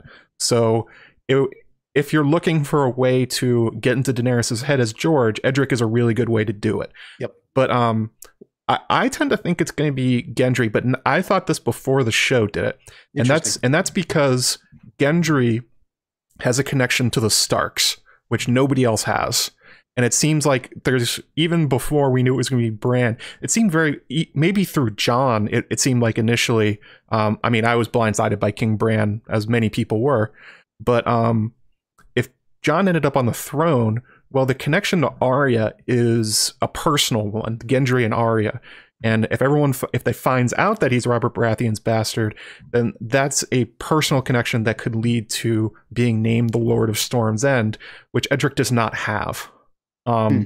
So, and especially now that we know Bran will be king and Arya is going to have a key role in the end of this, I think that some kind of favor for the guy she has a crush on, and the story is about how good of a person he is, and that's something that's underdeveloped in terms of when Arya comes back. She's going to have a lot of stories to tell, but one of the big ones is going to be about this about Gendry and the quality of his person, how loyal he is, how strong he is as a personality. He stands up for the right thing. If you're looking to solidify a realm, Gendry is a pretty good candidate for that. And that it's the same way when you were talking about the differences between Daenerys and Young Griff. Well, Gendry hasn't learned to rule, but he does have genuine interactions with people, which Edric largely has not. He's lived the privileged life, much like Young Griff. And actually, if Young Griff ends up using Edric to take Storm's End, that might be why Gendry ends up coming in. Because because if Edric is a part of Young Griff's force to take the Iron Throne and ends up blowing up in their face, well, why would Daenerys honor that? That's another Baratheon taking up arms against her. Yeah, I think that's a great point. I think like Edric was raised was Castle Rage, right? He's the only acknowledged bastard of Mia too. No, Mia was not acknowledged. That's the difference. I thought she was. Everyone knows she's his kid, though. Everyone knows that she is. Okay, but she's not I acknowledged because she is the daughter of a lowborn smallfolk woman in the Vale, and Edric Storm is the daughter of Delena Florent, who is, of course, was conceived on Stannis and Selyse's marriage bed. Hey, Robert Baratheon, great brother, right? Bad brother. Bad brother. He's like the bad brother. It's not the good. He's the bad brother of the story. I mean, they're all bad brothers when it comes to the. They're all bad brothers to each other. Yeah. So yeah, I think it's a great point. Like Gendry has not only has learned to interact with the small folk, he is indeed a small folk person, right? I mean, he was raised in a forge in King's Landing by Tobo Mott. I always remember that name. Sometimes I like fuck up names like in my own head, but Tobo Mott is just one that's just always stuck with me. It's easy to remember. And he's journeying out with the Brother Without Banners. He's been knighted by the Brother Without Banners, and of course, he resembles Renly Baratheon, as Brienne thinks in A Feast for Crows. So he looks like Renly, who was popular in the Stormlands, as evidenced by all the Stormlanders not swearing to Stannis and instead swearing to Renly, and he has the life experience. So yeah, I could definitely see that could see that happening. I mean, I really hate to imagine though that Edric Storm and Gendry like find themselves in some sort of conflict over like who owns Storm's End. I also wonder about how that would occur, like the page space that George have to dedicate to that, but it could work. I could see it for sure. There's a long history of pseudo family members fighting over castles and titles. It'd be kind of fun if Edric holds Storm's End, but Gendry gets named Lord by the new king, and how that has to play out. That would be something. I mean, there's a lot of ways for this to go. I think the odds on money is Edric at some point is Lord of the Stormlands. I don't know if he is by the end of the story. I still think Gendry's connection to Arya and therefore Bran is going to count for quite a lot. So we got a few patron questions here. We're just going to go through these, and any other questions you guys have that we didn't get to, throw them in the chat. Just at me, bro. This is the one time you actually can. And you can also, if you join Matt's Patreon, yes. At the which level is it that you guys that get access to the Maester level, $5. Maester level, so $5 a month. Not a whole lot of money, folks. If no. you want to support a great content creator, and you can get access to his Slack, and that's I'm in there once in a while. So if you have more questions, you're welcome to toss them in over there. Jeff's in there too. He is a patron. So the first one here from Amy Blackfire, she says, we have so many Baratheons and Fire and Blood in the current timeline that are influential. How did the Stormlands become so important to the Iron Throne? I mean, Targs married the Martells, but they never seemed gotten the kind of influence House Baratheon does. Well, for one thing, they are family. This is a blood tie. They're both Valyrian families. I mean, the Baratheons don't look like it anymore, but Orys Baratheon was a bastard half-brother to Aegon the Conqueror, and that initial relationship seems to have carried out over time, although that has gotten lost a little bit, and they become more like Stark and Karstark than like actual family. Well, also like too, isn't it that like Stannis and Renly and Robert's great-grandfather was grandmother? Aegon? Well, Aegon the Fifth was the great-great-grandfather of these guys? It was Aegon V's daughter that had to marry the Lord of Storm's End because of Jenny of Oldstones and Duncan, Prince of Dragonflies. They broke the betrothal between Lord Baratheon's oldest daughter, so they had to essentially give up a Targaryen daughter to end the war. Right. Was that what was their name? Rhaella? Not Rhaella. It's a good question. Hang on a second. Oh, regardless, as Matt looks that up, the point I'm driving home is that the interesting aspect is that the Baratheons are intermarried. Yes, you're right. Rhaelle Targaryen. I said Rhaellus, but Rhaelle, whatever. Rhaelle was a Targaryen, and she was just 4 generations up from the current line of Baratheons. So those marriage ties do exist, both historically with Orys Baratheon being the half-brother of Aegon the Conqueror, but have also existed at various forms down the road as well. And George really expounded upon this all in Fire and Blood Volume 1 with I always get his name wrong. Another one, the Baratheon Hand of the King, who's just an enormous piece half the time, and half the time is like pretty freaking cool. What's his name? Hang on a second. I know who you're talking about because I railed against him in my video talking about who tried to kill what's her name? Jaehaerys' sister. Yep. And I said it was as soon as you say it, I'm gonna be like, oh yeah, him. Rogar, fucking Rogar. Yeah, Rogar Baratheon. That asshole. I mean, the ties go from like it seems to be like for the Targaryens, and I'm not as big into the history aspect of A Song of Ice and Fire, but the Targaryens kind of like go in and out with different houses from the Reach, with the High Towers, the Baratheons, the Martells, and Dorne, and everyone like that. So these, I think there are strong ties between the Baratheons and the Targaryens, and the Stormlands are important for proximity reasons alone, in that they are just right by the Crownlands. They're a land borders the Crownlands very closely. So yeah, they have to keep their allies happy and close, and especially ones that are approximately close by location. So yeah. And they're the only allies they brought with them.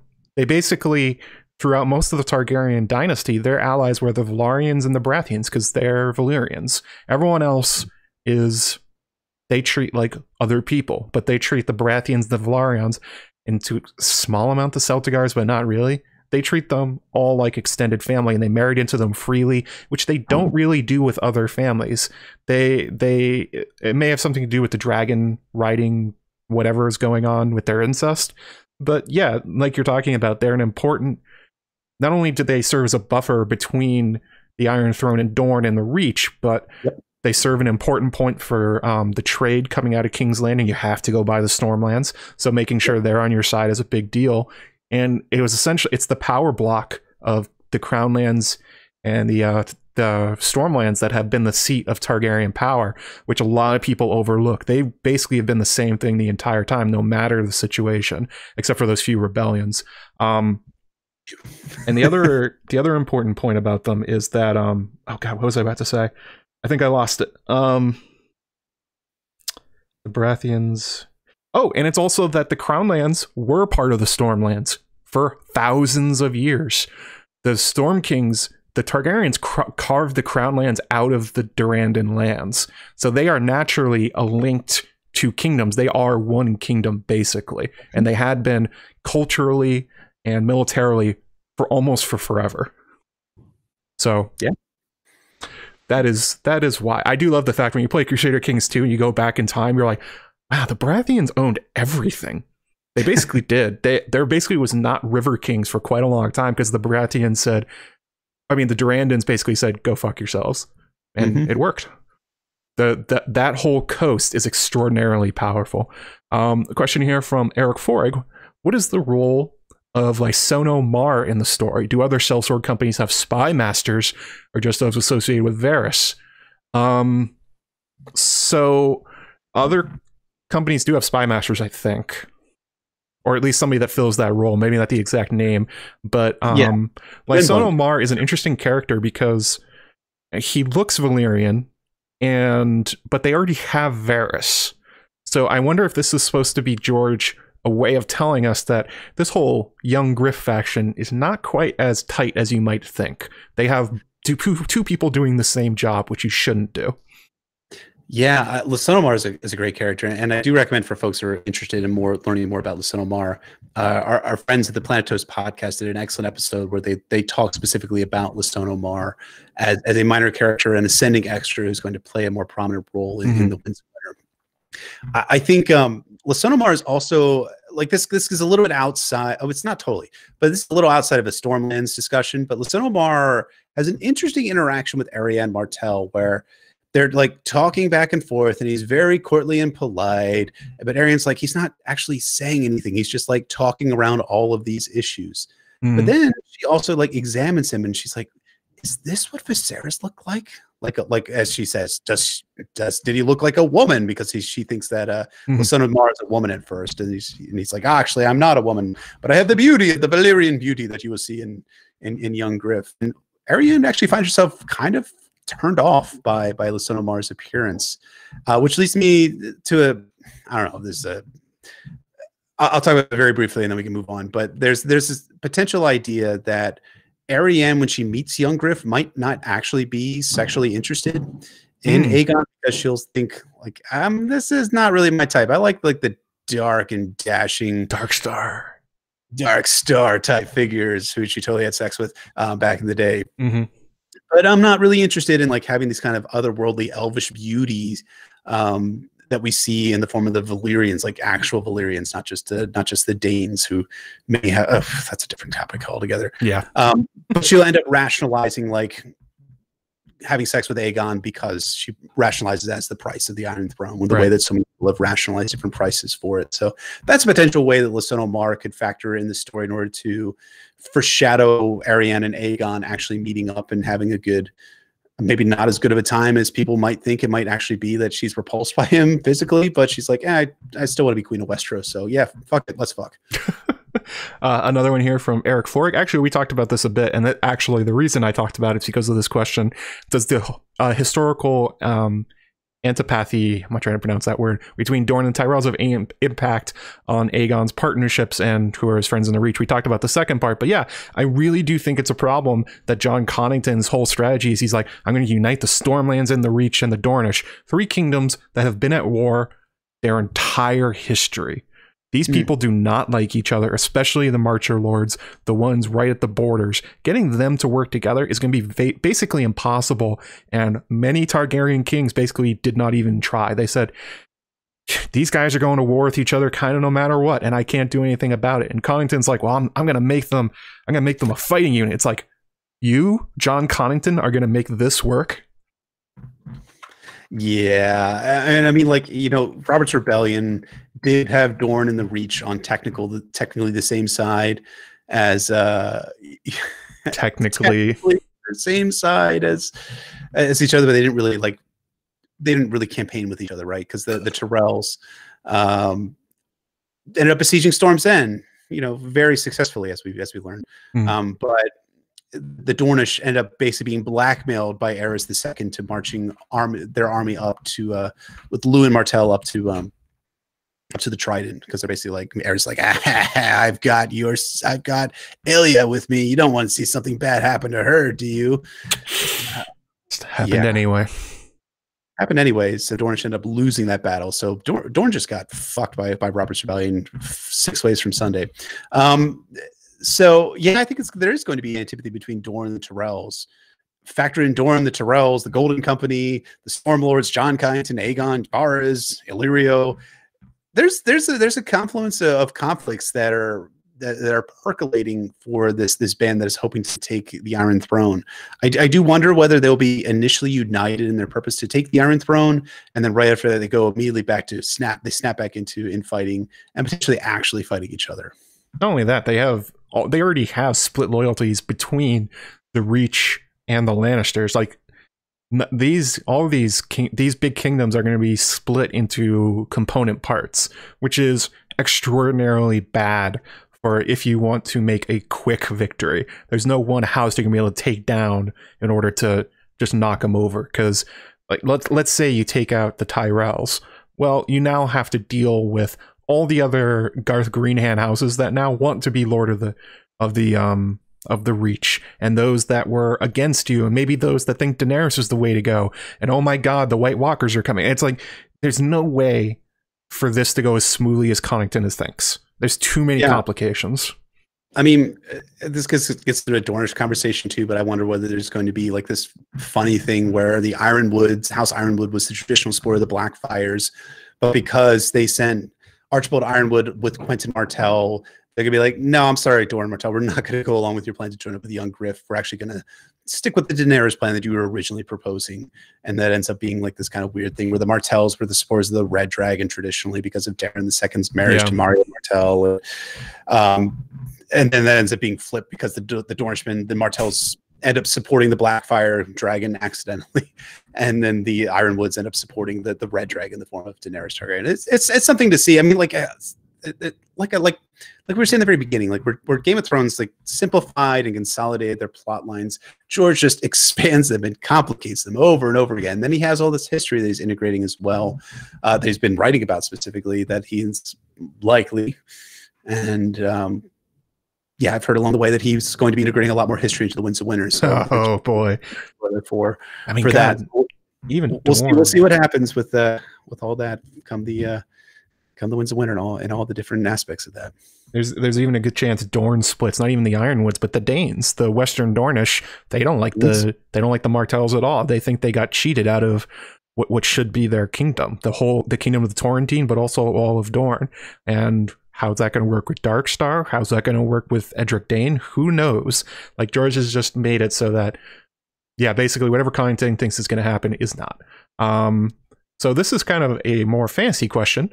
Ramona Zamfir, she asked, what about the eternal wrath between the Drowned God and the Storm God? Will this influence the relations between the Iron Islands supporting Daenerys and the Stormlands supporting Aegon? So basically the history behind this is it seems like the religions of the Stormlands and the Iron Islands are flipped.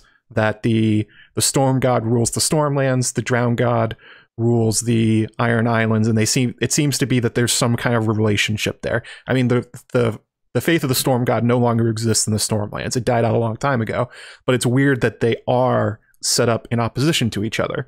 And much like I was talking about how the Children of Garth may be a way you can track what's going to happen in the Reach, maybe this is another way of tracking the fact that the Ironborn will oppose whoever ends up in control of the Stormlands, in particular Connington.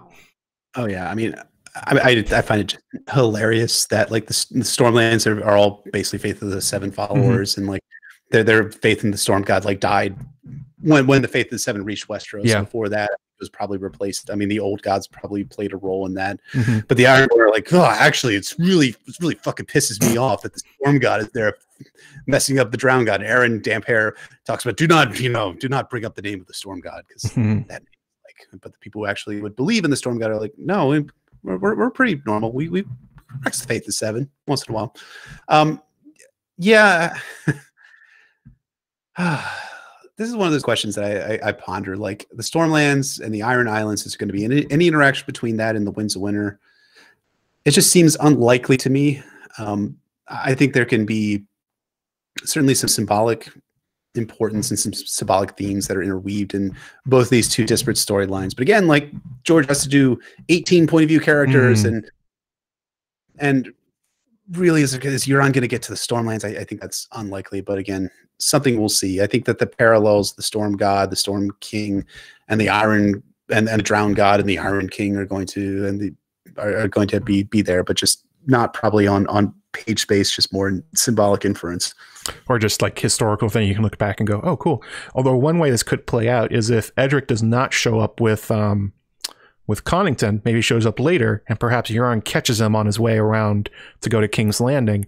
Oh my God, he would recognize the power in sacrificing somebody from the Storm God's lands, basically, in the same way he's been doing in the Forsaken, where he's making symbolic and magical sacrifices. That would be a way for that to pop up if you wanted that to be a plot line. That'd be kind of tragic too if that's how Edric Storm dies. Sure. Yeah, I can say that for sure. So here's super chat here from Here Be Dragons, aka Steven Stark, just showing appreciation for the many hours of entertainment you've given this fandom. Thank you, Steven. So generous. Thank you both. Matt, buy BFish a beer at the next con. I think I already owed you a beer. I think you bought me a whiskey last time we saw each other. Yeah, I did. So yeah, I owe you too. Yeah, I did not remember that, but I was also like really fucking wrecked by the time we stumbled into the George event. Yeah, and then we got pretty drunk. I remember though, Jeff. I owe you drinks. I'll buy you two. I was the one who was up early in the morning. I was up at 6:30 the next morning, though, reading Fire and Blood Volume 1 while all of you lounge lizards were just rolling about in your filth. Not me. I was up reading. I mean, like, while me and Chloe thought we were about to die. That's the true fan of this live stream. I think we embodied George's true intention the right way by getting wrecked after a convention and partying. True that. That's the sort of thing you do. And last one here from Ramona. This is actually something I didn't think about, and I haven't really thought about, because I've thought about Cersei interacting with everyone that looks like Rhaegar. I wrote a post about that a long time ago, how she's seeing Rhaegar everywhere, and there's a lot of Rhaegar-like characters that are showing up right now. But the interactions between Connington and Cersei and their differing views of Rhaegar, if they ever come face to face, like that could be a very interesting conversation, considering they have very different ideas about him, and they both sort of feel like they're carrying his torch. They're like fighting over his memory in a way. Yeah, I mean that's possible. I mean, Cersei has a view of Rhaegar that is much like Westeros. Her view is a microcosm of what Westeros feels about Rhaegar, infatuation with him, looking at the optics and seeing the most beautiful man in Westeros, and not seeing the sad, bitter person, not bitter, the sad person underneath of the optics.